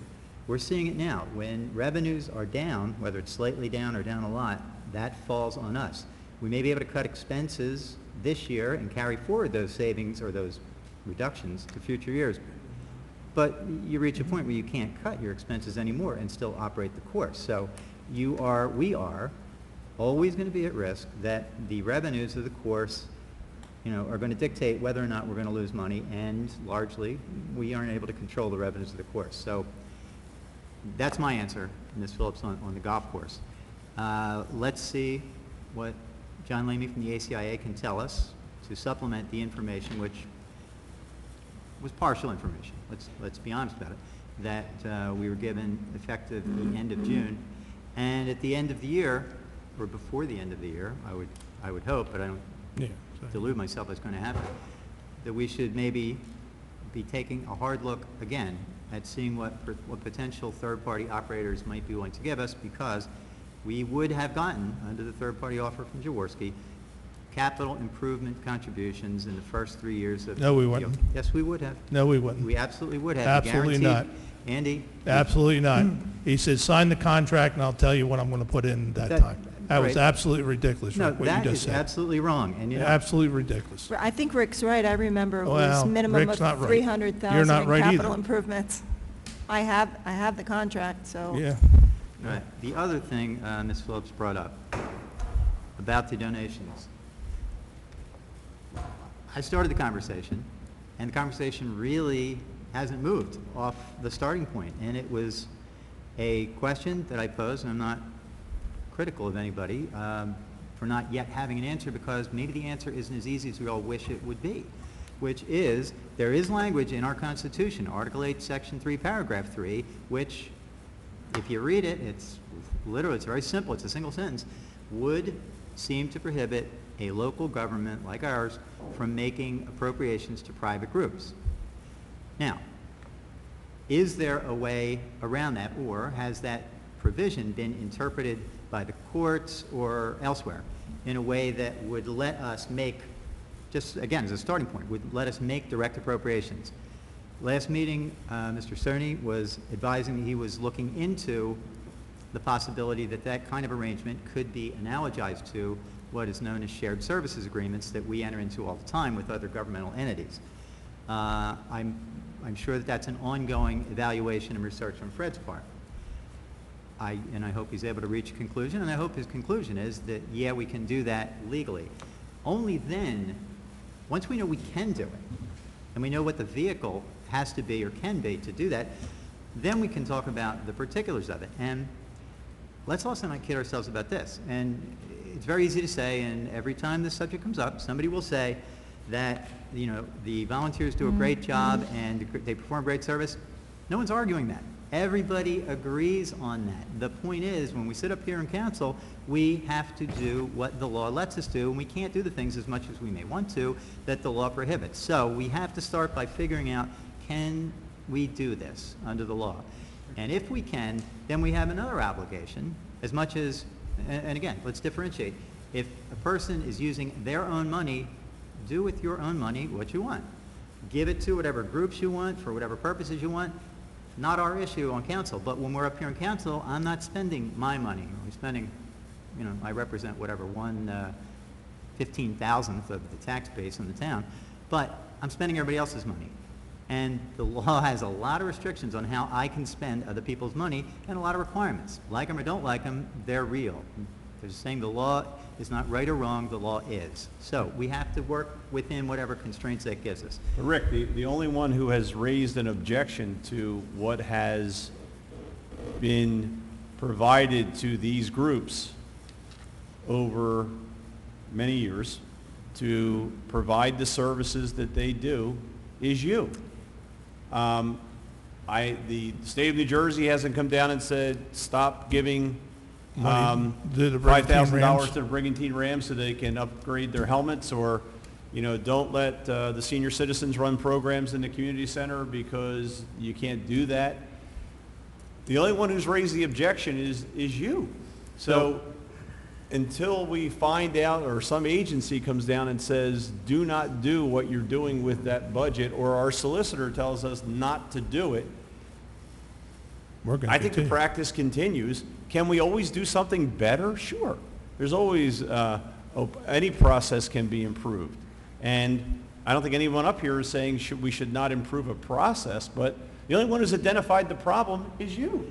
And Phil, it's funny that you, not funny because I've seen it before. That's the approach that you take, say, nobody has stopped us, it works. Okay, my starting point, which you're ignoring or skirting around, is I became aware that there is a potential legal prohibition. If in fact that's not a legal prohibition. How did you become aware that there's a legal prohibition? You know, I found the language, or I was told the language in the Because he has Constitution, which nothing I'd else never to seen do. So you before. were reading the state constitution and it came to you that maybe we shouldn't do what we've been doing Phil, with these groups. you've seen the same language I have, and I'll tell you. We're the- in public comment, please. Thank you, Mr. Pucci. Thanks, John, for sharing that. Phil, the point is that I have serious concerns about the system that we have in place, but I'm not getting to that because we can't get to that until we get past the first question. Well, we You may don't be- have a question. Well, You have Phil, a question. Phil, the So fact if you that have a question, well, you then know you what? should You know what, stated the it, question? we're moving on. If there was no question, then Fred would have been able to tell us 3 years ago when I first brought this up. But he hasn't told us Well, that Rick, because you- he can't tell us You that. voted for the budget for all that time, those funding mechanisms were in the budget at the time. But I think we could debate the state constitution forever. Really, Phil, is that what you think is happening here? I don't know what's happening here, but I'm going to turn it over to our solicitor. If you feel the process Are you that gonna we tell are us the using same is thing you told wrong, us last time? please give us an advisory opinion. Yeah, basically you're going to say the same thing as last time. And Fred, what I would tell you to do is, could you please do the research and give it to us in writing so that...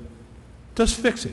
Fix it. We're not going to stop giving Brigantine Rams money. We're not going to stop giving the Little League money. You know, it's not a hell of a lot of money we're talking about here. Just fix it, Fred. Can I ask a question? I mean, I am new to this as of January. I understand, Phil, what you're saying, and I understand what Rick's saying. If it's just a matter of accountability, I've coached the children. I see a lot of gentlemen out there I've coached with.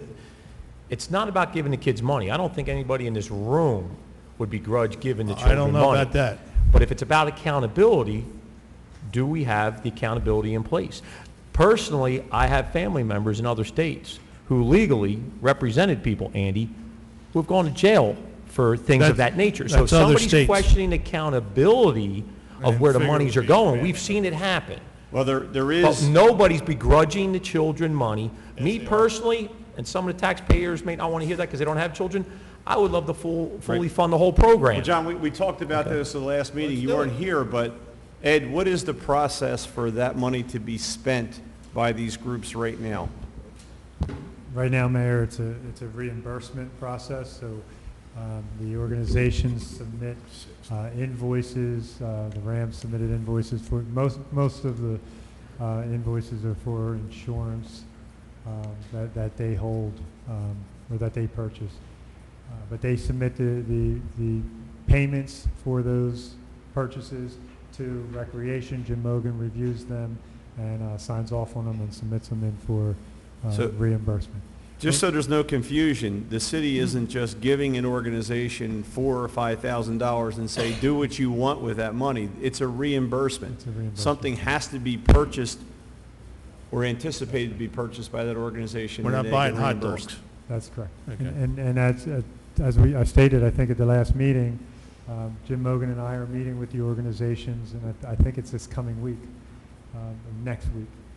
And we will be talking to them about establishing a shared service type agreement that Fred is going to help craft.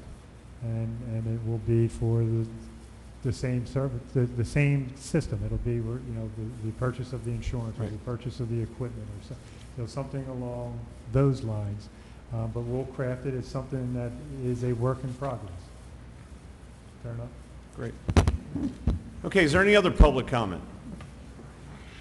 Yes, Angela.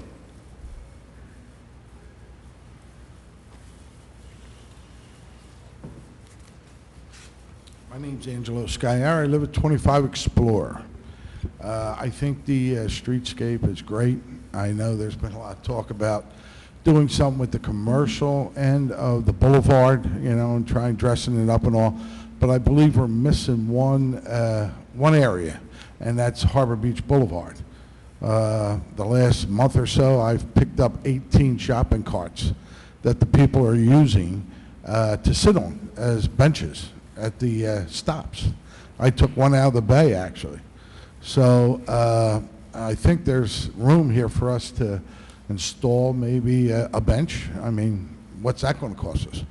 For these people to sit on, or talk to New Jersey Transit, see if we can work something out with them. What are you talking about, bus stops? Like Bus area? stops, Okay. yep, bus stops. And, wouldn't be a bad thing for up the boulevard as well, especially in our new areas, if there's a spot here or there. I eat a lot at the Pirates Den for dinner, and a lot of people come out of there, they're waiting, elderly people, handicapped, they're waiting for a bus, and those storms roll in the summertime. He's very good, though. He rushes them back in and makes them sit inside. But I think there's room for thought on that, okay? So that's it. That's what I'm here Thank for. you, Angela. Okay? We had some bus shelters in the past that were not very well maintained over time, but I agree that the area on Harbor Beach in front of TD Bank is one where you do see a large number of riders congregating. And there may be some other areas based on ridership that would be appropriate for some of the newer designs of bus shelters that are out there that are much superior to what we had in the past. But it should be based on ridership. It should be based on sound data, because what happened before was they just started to grow. We had many of them. John, I don't remember how many we had at the end there, but they were everywhere, and the ridership didn't dictate where a lot of those shelters were placed at that time. So ask city manager to look into it. New Jersey Transit? Yeah, I'll reach out to New Jersey Transit and see what kind of information they have in terms of ridership and what kind of information they have in terms of the bus shelter. I'll give something back to council.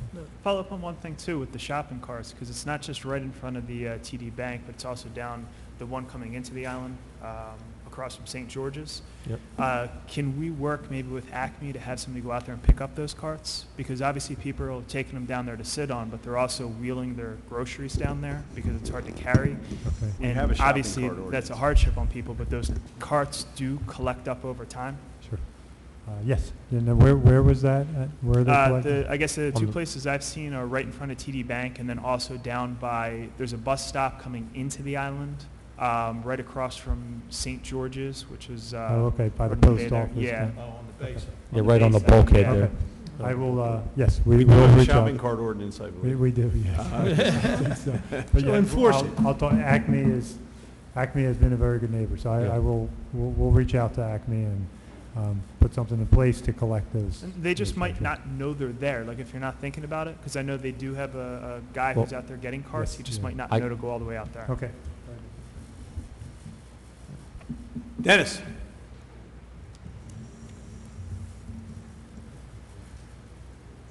Dennis Haney, 426th Street. I'd like to address Mr. DeLucre regarding what you're saying with the appropriations for our youth sports groups. And so you did cite Article 8 of the Constitution, right, our New Jersey Constitution, essentially wants to give us our safeguards and ensure our basic rights, and it's a basic governing document for us, right?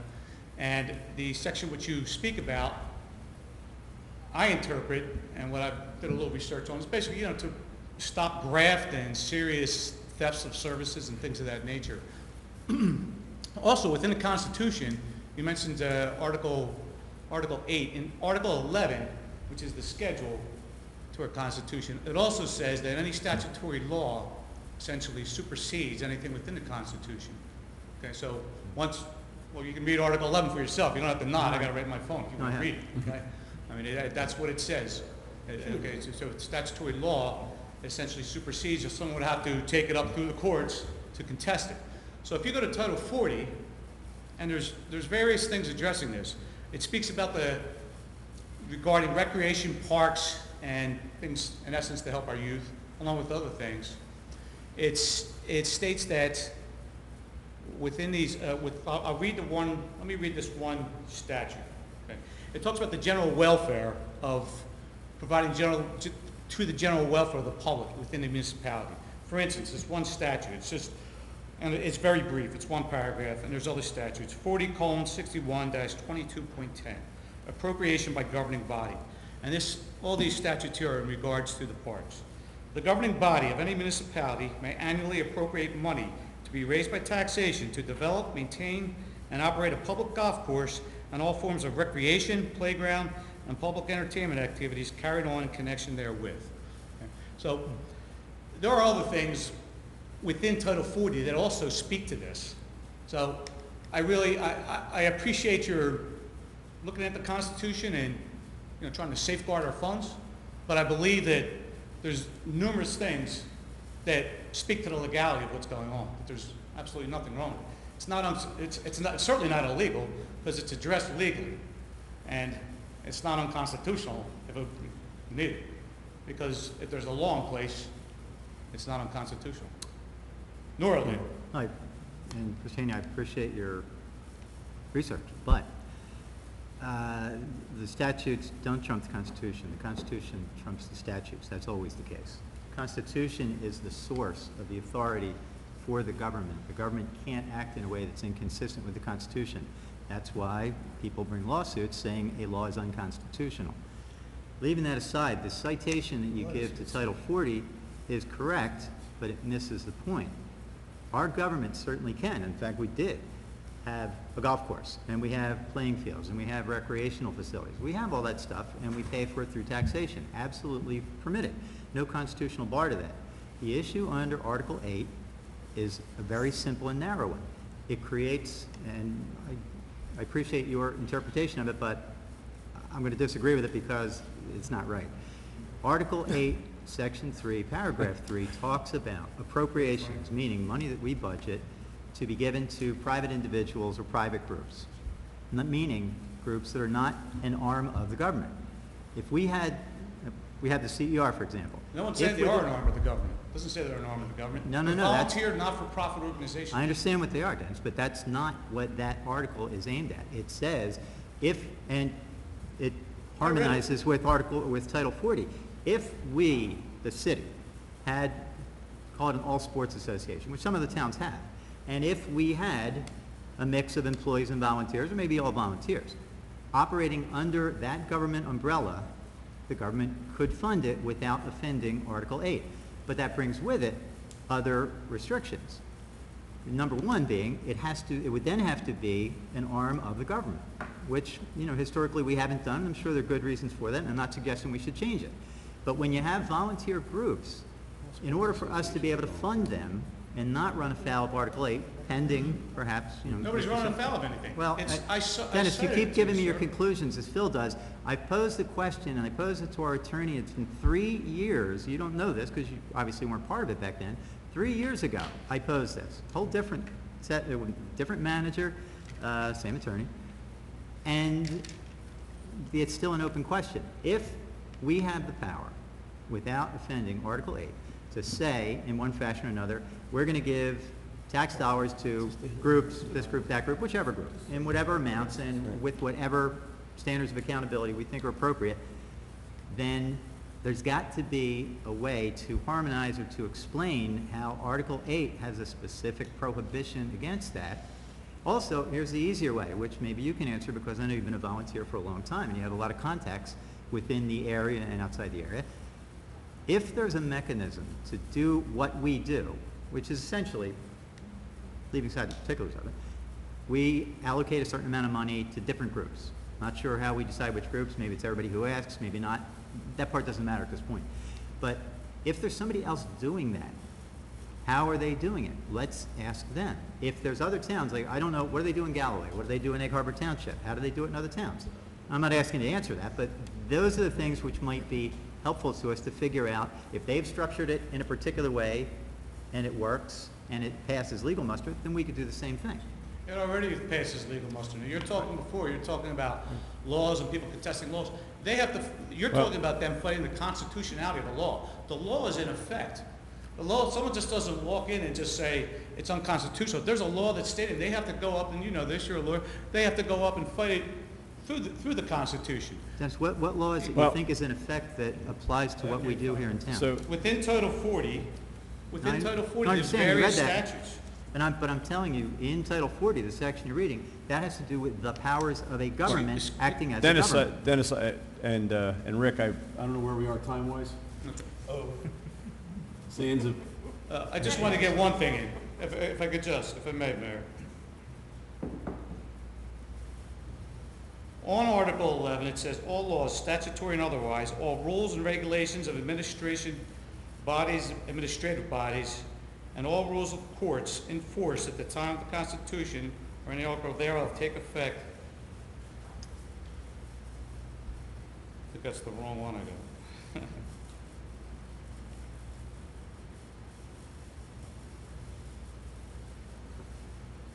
No, that was it, okay. Yeah. All laws, statutory and otherwise, all rules and regulations of administrative bodies and all rules of courts in force at the time this Constitution or any article thereof takes effect shall remain in full force until they expire or are superseded, altered, or repealed by this Constitution or otherwise. Basically says that the laws in the books are as they are. And there's various things within Title 40 that say that what's going on, what our council is doing is legal. And I don't want to take up any more time. But- I'd be glad if somebody wants to see it in more depth. That's all I have to say. Thank you, Dennis. And you know, I appreciate the question, but I think we're going through a lot of exercises here, and we're asking Mr. Cerny to do a lot of legal research, and he's going to come back with an answer that, of course, is going to cost some money. But we have, I know that perhaps he has an answer at this time. Let me just deal with the expectations for a moment. I mean, first of all, Councilman DeLucre may have raised this some years ago, but my recall and my involvement with, at that point in time, I really wasn't directed to do anything by administrations and things like that. This has now become an issue in the last month or two here, you know, during this current time. Any answer that I have is the same answer that I gave 2 weeks ago. I actually spoke at length to some extent. I usually don't talk that much at these meetings, but I gave a rather detailed answer to the question. Let me be generic, though, tonight. There are cases of the New Jersey Supreme Court that recognize that public dollars can be funneled through private agencies to achieve a public purpose. I also said last week, and I will say again, that those cases do not deal with this level of government. They deal with the bigger projects, larger authorities, private entities taking public dollars and accomplishing public purpose. I made the point 2 weeks ago, I'll make it again, that if that principle applies at that level, it is reasonable to assume that it could apply at this level.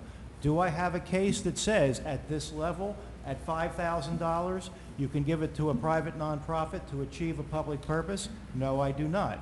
I'm working off of a different level of government, but I think it is a principle that could be beneficial at this level. As to what we are doing going forward, I thought we had said 2 weeks ago that the manager was going to convene a meeting of some of the private nonprofits, that we were looking towards proper 501c3s that present proper financial information, be that audit or otherwise, that we would look towards helping them financially through a reimbursement process, and that we would memorialize that relationship in a shared services agreement. Right. I mean, the shared services agreement I know we spoke about because there was a gentleman, not this gentleman, who was at the microphone and was asking about liability. I'm pretty confident that I did respond that within the parameters of a shared service agreement, we could deal with insurance issues and indemnification. So that was the answer 2 weeks ago. My answer really hasn't changed. And is that an absolute spring from the New Jersey Constitution? Of course it isn't. But we are trying to, I think, solve a problem and get an understanding so that operationally the municipality can move forward in a certain way. But we're spending a lot of time solving a problem that, quite frankly, doesn't exist. That we have, That's my point. what we have had in place is an implied shared service agreement, and Fred, you even said that. They are providing a service. They're providing football for youth. They're providing baseball for youth. They're providing senior citizens with activities at the community center. So that's an implied shared service. Now, we can spin our wheels and go through a whole process and try and find an answer to a question that has been raised. And can we improve a process? Sure. I mean, everyone who ever worked in any field would want to improve something that you're presently doing. So let's improve it. But are we going to settle the issue of whether it's constitutional? Rick, you're going to have to take it to the Supreme Court. Right. I don't know where else you're going to get the answer.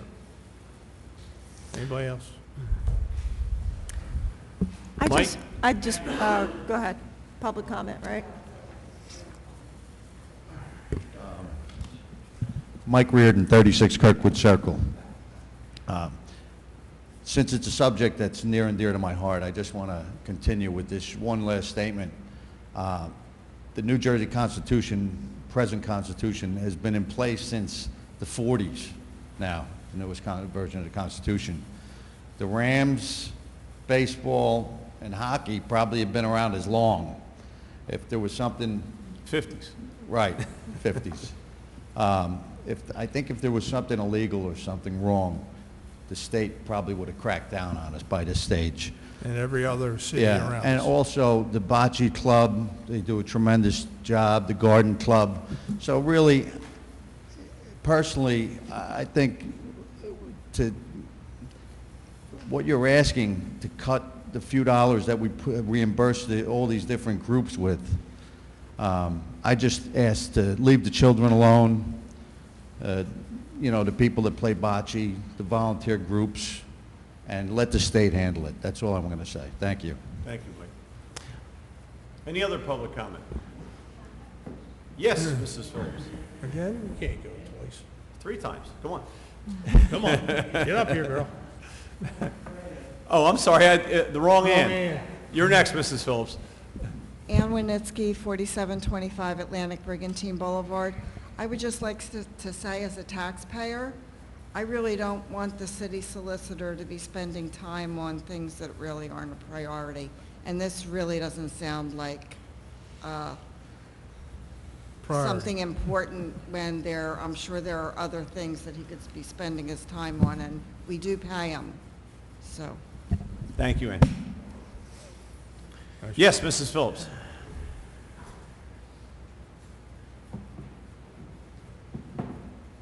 Will council actually formalize what has been mentioned here concerning the shared services agreement?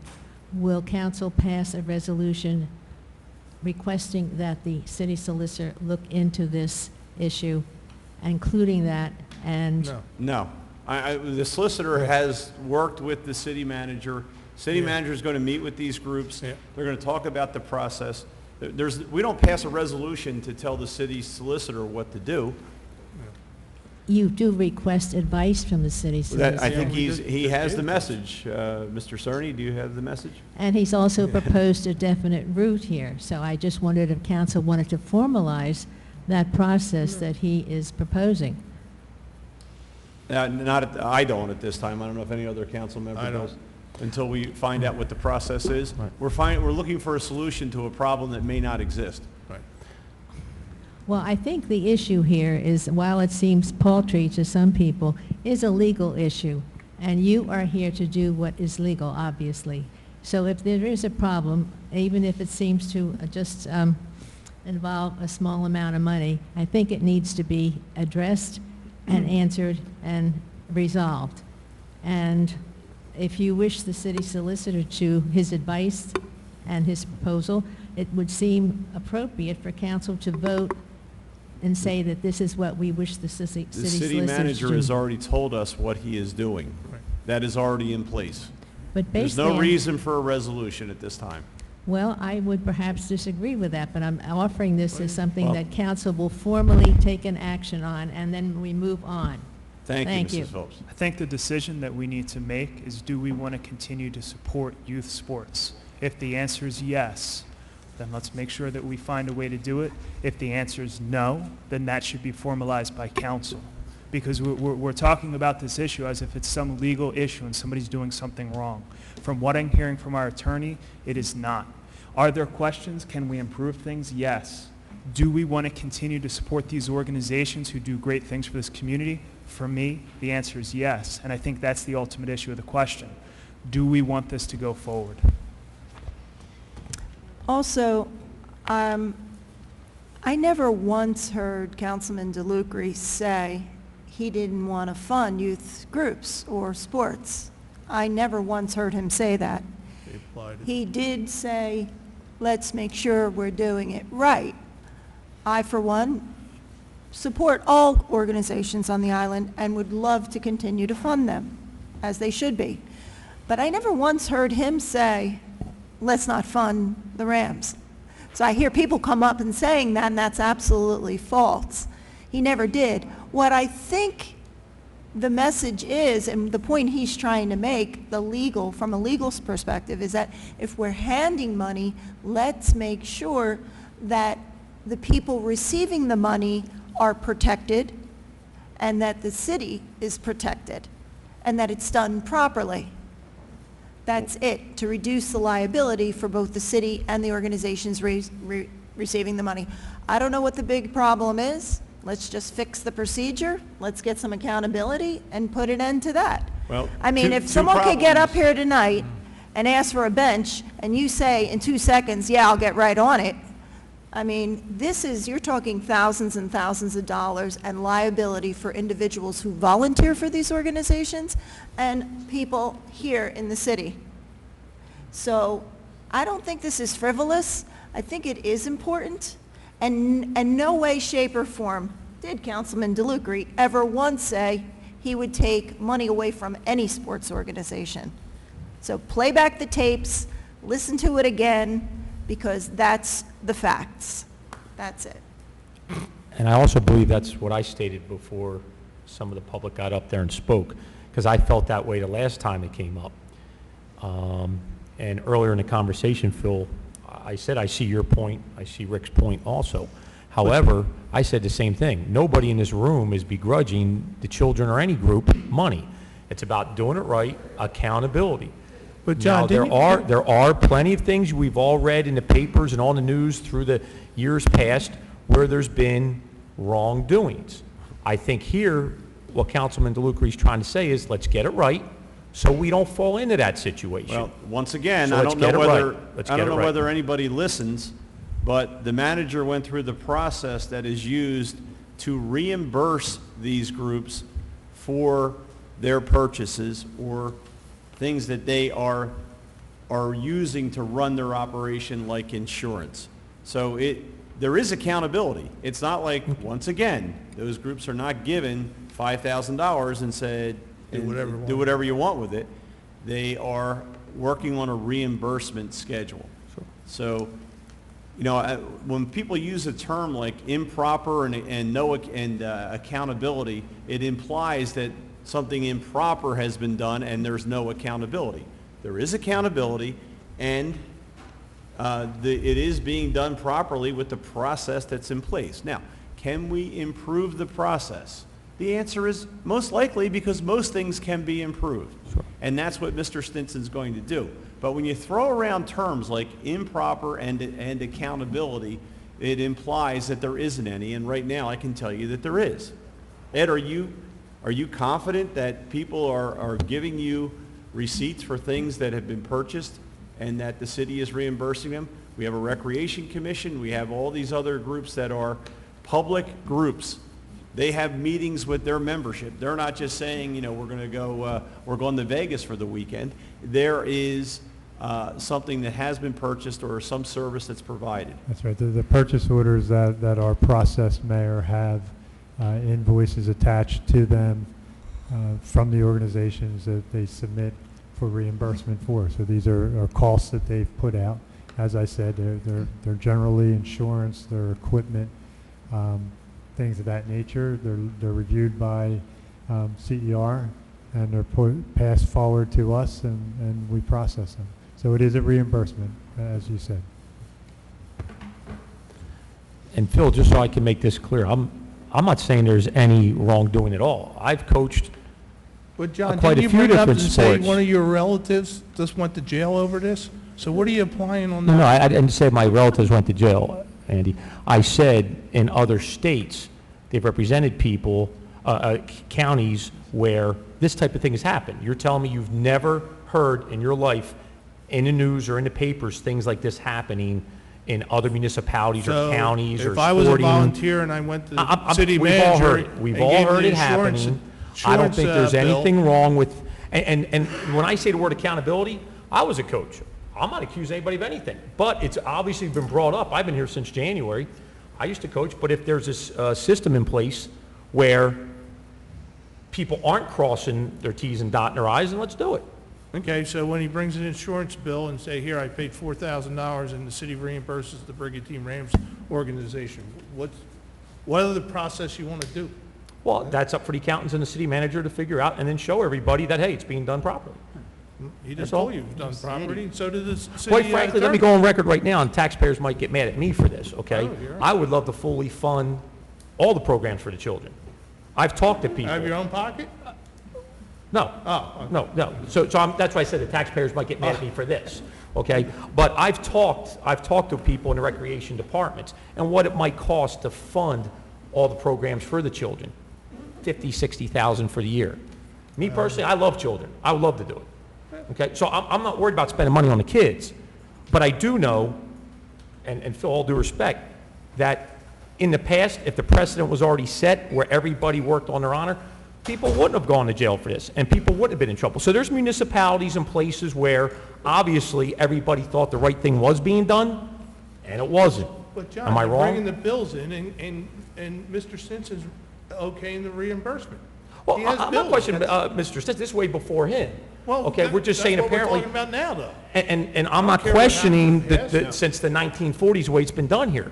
But obviously, there have been issues across the country where things like this have come up. So don't make it look like, I mean, quite frankly, if it's not being done right, we need to do it right. We're doing it right. Okay? That's all I'm saying. So I don't know why everybody's beating up Councilman DeLucre over this. He's making a point. It's a legal point. Let's just get it settled. Let's do it. settled. And let's take care of the kids. Let's give them more money, but let's do it the right way.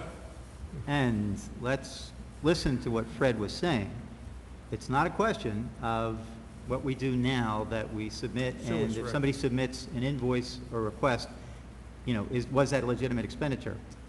Of course it was. People aren't going to be submitting fraudulent bills. The issue, and the reason we use the word accountability, which we have to use whenever we're dealing with public money, is you have to have basic checks and balances. Fred described them when he was talking about the kind of system that he envisioned would happen, assuming that the shared services model works, which was, among other things, that there would be organization as 501c3 and sufficient financial disclosures, be it audited or otherwise, to allow us, when we authorize the payment for the insurance or whatever it might be, to be assured that the financial house of that particular organization is in order top to bottom. I mean, Ed, when the insurance bill comes, is it paid already? So it's already paid. So you get a receipt that's paid, and you give the money back to the organization for their insurance. What else do you want us to do? What else do you want to do? It's amazing. Mike?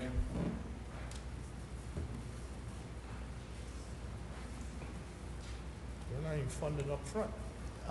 As far as Rick not saying that he wanted to cut the kids' money off or anything like that, the whole point started, and the question started when we were talking about reimbursing the Rams, I believe, right? So that had to do with the kids. Like I said, the Constitution's been in place since 1947. I mean, if we're going to follow the letter of the law, I mean, people drive 26 miles an hour down Brigantine Ave every day, and we don't hand out tickets, do we, Chief, for driving a mile over the speed limit? Should we enforce that and be accountable for that also? They're breaking the law. I don't know. Should we look into that? I'm just saying we don't need to go after children. We don't need to go after volunteer groups, like I mentioned before, the bocce club, the garden club. I mean, let the state handle it. like I know you need or you want a Just sue us. sound bite here, that's why you're saying, go after the Oh, yeah, children. yeah. Sure, you bring it up in election year, Rick, and I need a soundbite, right? Right, 'cause this I've makes been sense. coaching and volunteering with the kids for the last 10 years. Right. And Okay? We've built the baseball house, the hockey house, on no cost to the taxpayers. All volunteer hours, labor, materials, and I don't think there's a person in this room that doesn't have a great memory coaching kids or volunteering, having something to do with the youth. So, And I just who think... said to the contrary, ever? Who has criticized the volunteers, ever? Who has had anything bad to say about any of these Well, organizations? to try to take away the funding or the reimbursing, we're not funding the reimbursing of the children Well, I can and the tell you, seniors. Mike, that the funding will remain in place. It'll be in the budget. However, once again, the whole idea of this was that these groups are running programs that the city of Brigantine is not running with volunteers, okay? They are doing that. And it makes total sense that we're reimbursing them for some of their costs, or they wouldn't be able to run the programs and going forward. You know, you look at, and you know, because you've been a volunteer, the amount of time that people put in and the work that's that they have to do. And if I said burdensome, it's because the volunteers spend their time running the programs that they have to run. They don't spend their time setting up 501c3s and doing all these other things. So we got to find a way to make this work that is something that will continue to facilitate the success of these programs. The process as it is right now is accountable. The money is being accounted for, it's being reimbursed. As Mr. Cerny said, can we set up something that's a little bit more formal with the shared service agreement? There is an implied shared service right now. The Brigantine Rams are running Brigantine football on the Brigantine football field. So there is a shared service agreement there as far as I'm concerned, whether it's written or unwritten, it's implied. So, you know, I mean, we can beat this thing around for 3 days. Yeah. Once again, we're looking for an answer for something that has been brought up. It might be, it might not be a legal technicality. Quite frankly, we got a lot more things to worry about, but the loss of funding, I don't see as being an issue. That we got to find a way, even if there's a legal challenge to this, which there might be, because God knows there's been legal challenges to things throughout the years, we'll find a way to make it work. Yeah. I think also with the 501c3s coming in place, that'll help things also. And I want to thank Angelo for volunteering to pay for any organization that wants to form a 501c3. So, thank you. Thank you. Mr. Haney. I'll be brief here, okay? I just want to say, Hope you have insurance. Lisa, you were saying that, you were saying this on the Rick was, you know, someone was saying that Rick was personally trying to say he wanted to take away money. I know I didn't say anything like that. I just want to be clear about that. All I did was speak to the legality of it, that I believe it is legal. And as far as like what was just said earlier about the letter of the law, being filed to, you know, everything. I believe that, and the analogy was brought up, like going 26 and 25. I believe that it fully and totally is being done within the letter of the law. It's like going 25 or under, not 26 or over. It's legal and straight up, and within that Title 40, and there's numerous statutes ad nauseum that speak about the things that are done for the general welfare of the public, nonprofit organizations, appropriations being made by municipalities, getting a working arrangement with not-for-profit organizations, et cetera, et cetera, et cetera. And there's numerous statutes. I have them bookmarked. There's just a little app I have on my phone. And you know, I'm not going to stand here. I've read like one off before. That's why I want to say I did research it. I didn't come out here and just speak blindly and off the cuff. I did look into what I had to say, and I respect everyone's time. Thank you. Thank you. Mr. Pucci.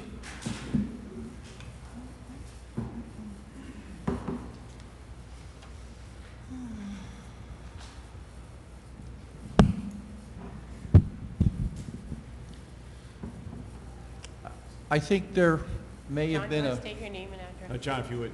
Excuse me? Your name and address. Again? Yes. John Pucci, 100 Sheridan Square.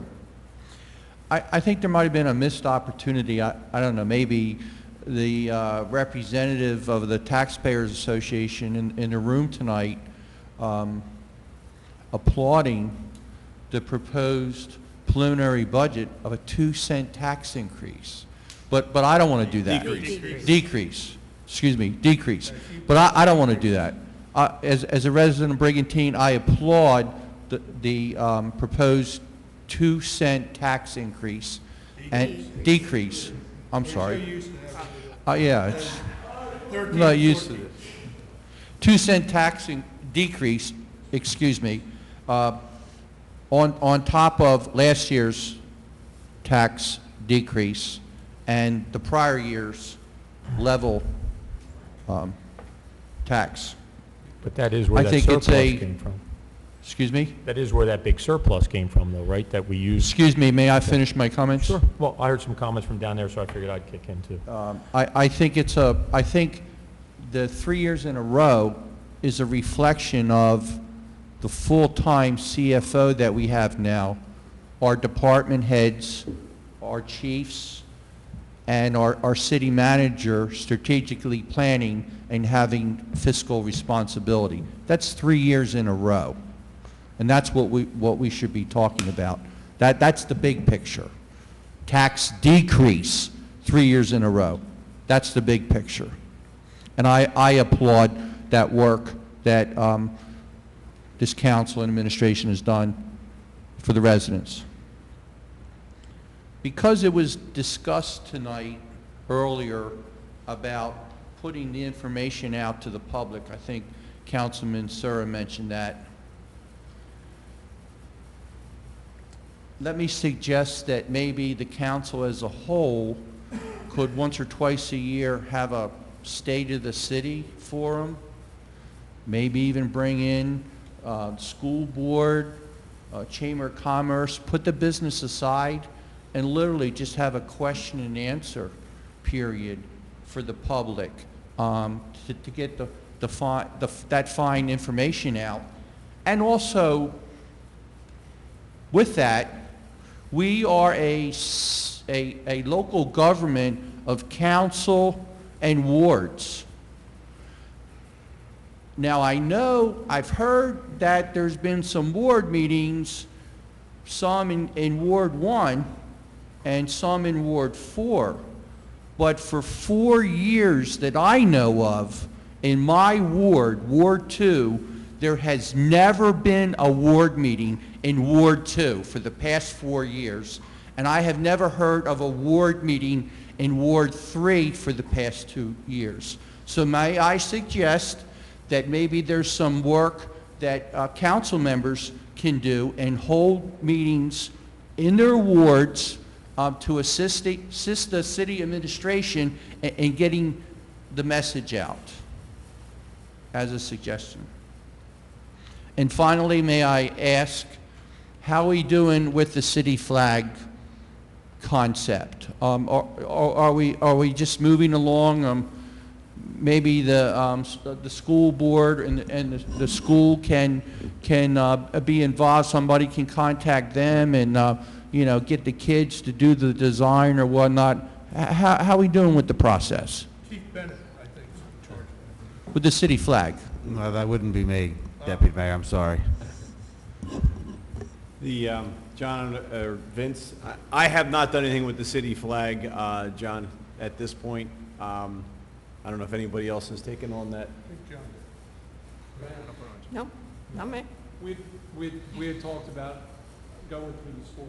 Yeah. Okay. It's in progress. Yeah, I think something could be worked out. Conceptually, it's a good idea and it's in progress. That's great. Okay. That's fine. We'll look Do a into it. contest? Okay. Great. Thank you, John. Thank you. Any other public comment? Okay, seeing none, I'm going to close the public portion. Any announcements by council members? I have one. All of council is invited on Wednesday morning. I know most of you work. October 5th to National Walk to School Day. The students from North School assemble at St. Thomas parking lot, and they would like to have any council members join them to walk to school that day. Hopefully the weather will be nice and we won't have any puddles to walk through. Rain or shine? Rain or shine. I usually, yes, unless it's like it was Monday. Yeah. That's my vote. Yes. And that's from St. Thomas? Yes, they leave at 8:15. The Cultural Arts Commission this Sunday is doing its Memory Lane event.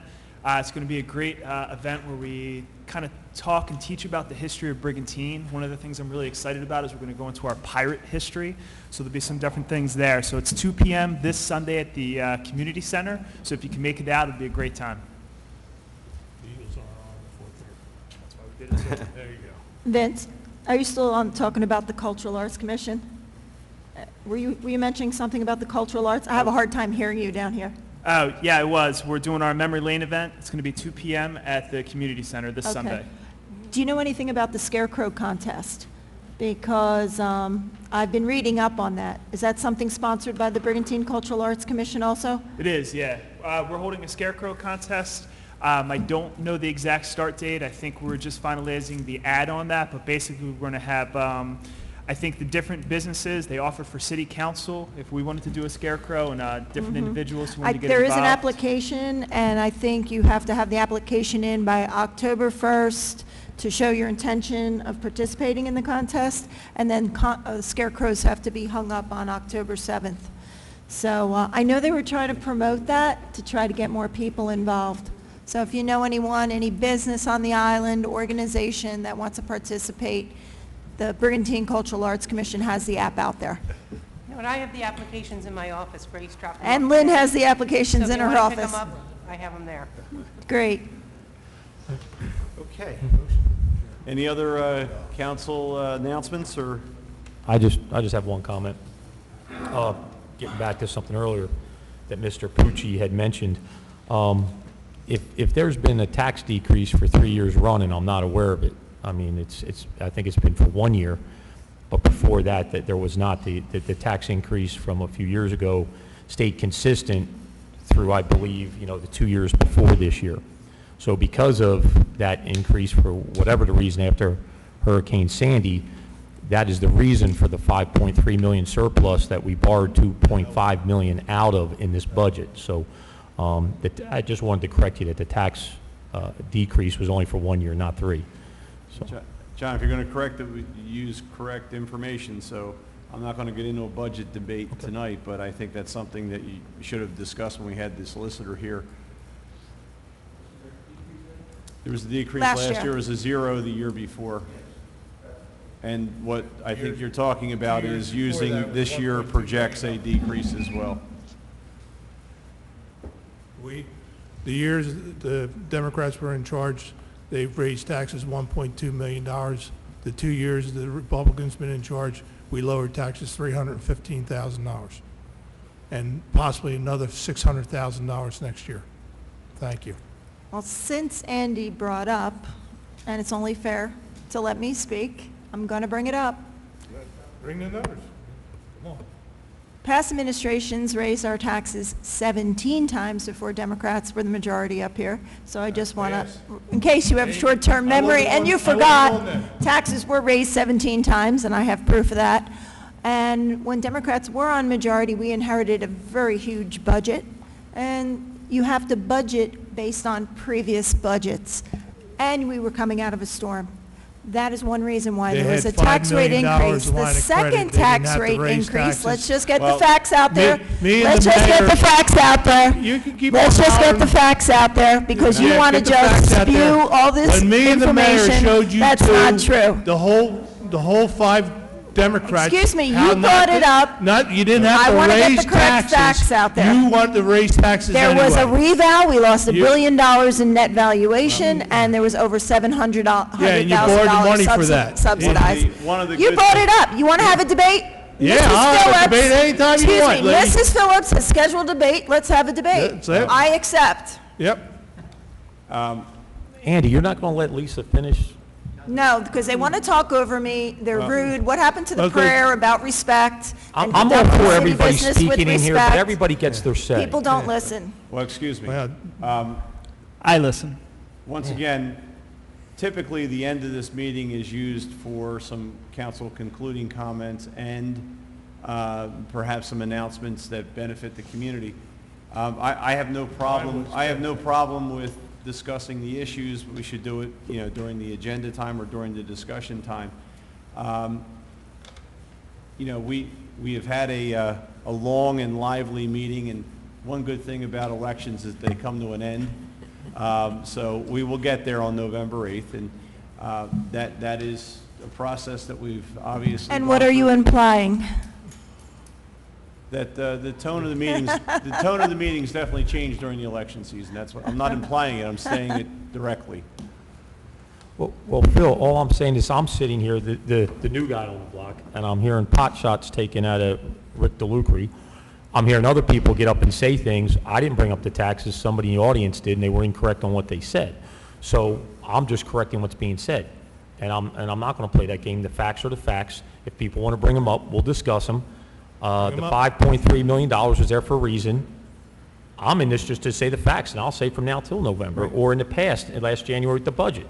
Okay, the $2.5 million we borrowed came from that $5.3 million surplus. That John- surplus wouldn't have been there without the small tax John, increase. So I appreciate your if we're going to passion. agree to end the meeting, let's agree to end the meeting, but, Well, let's once have again, both sides stop the comments. No, I understand.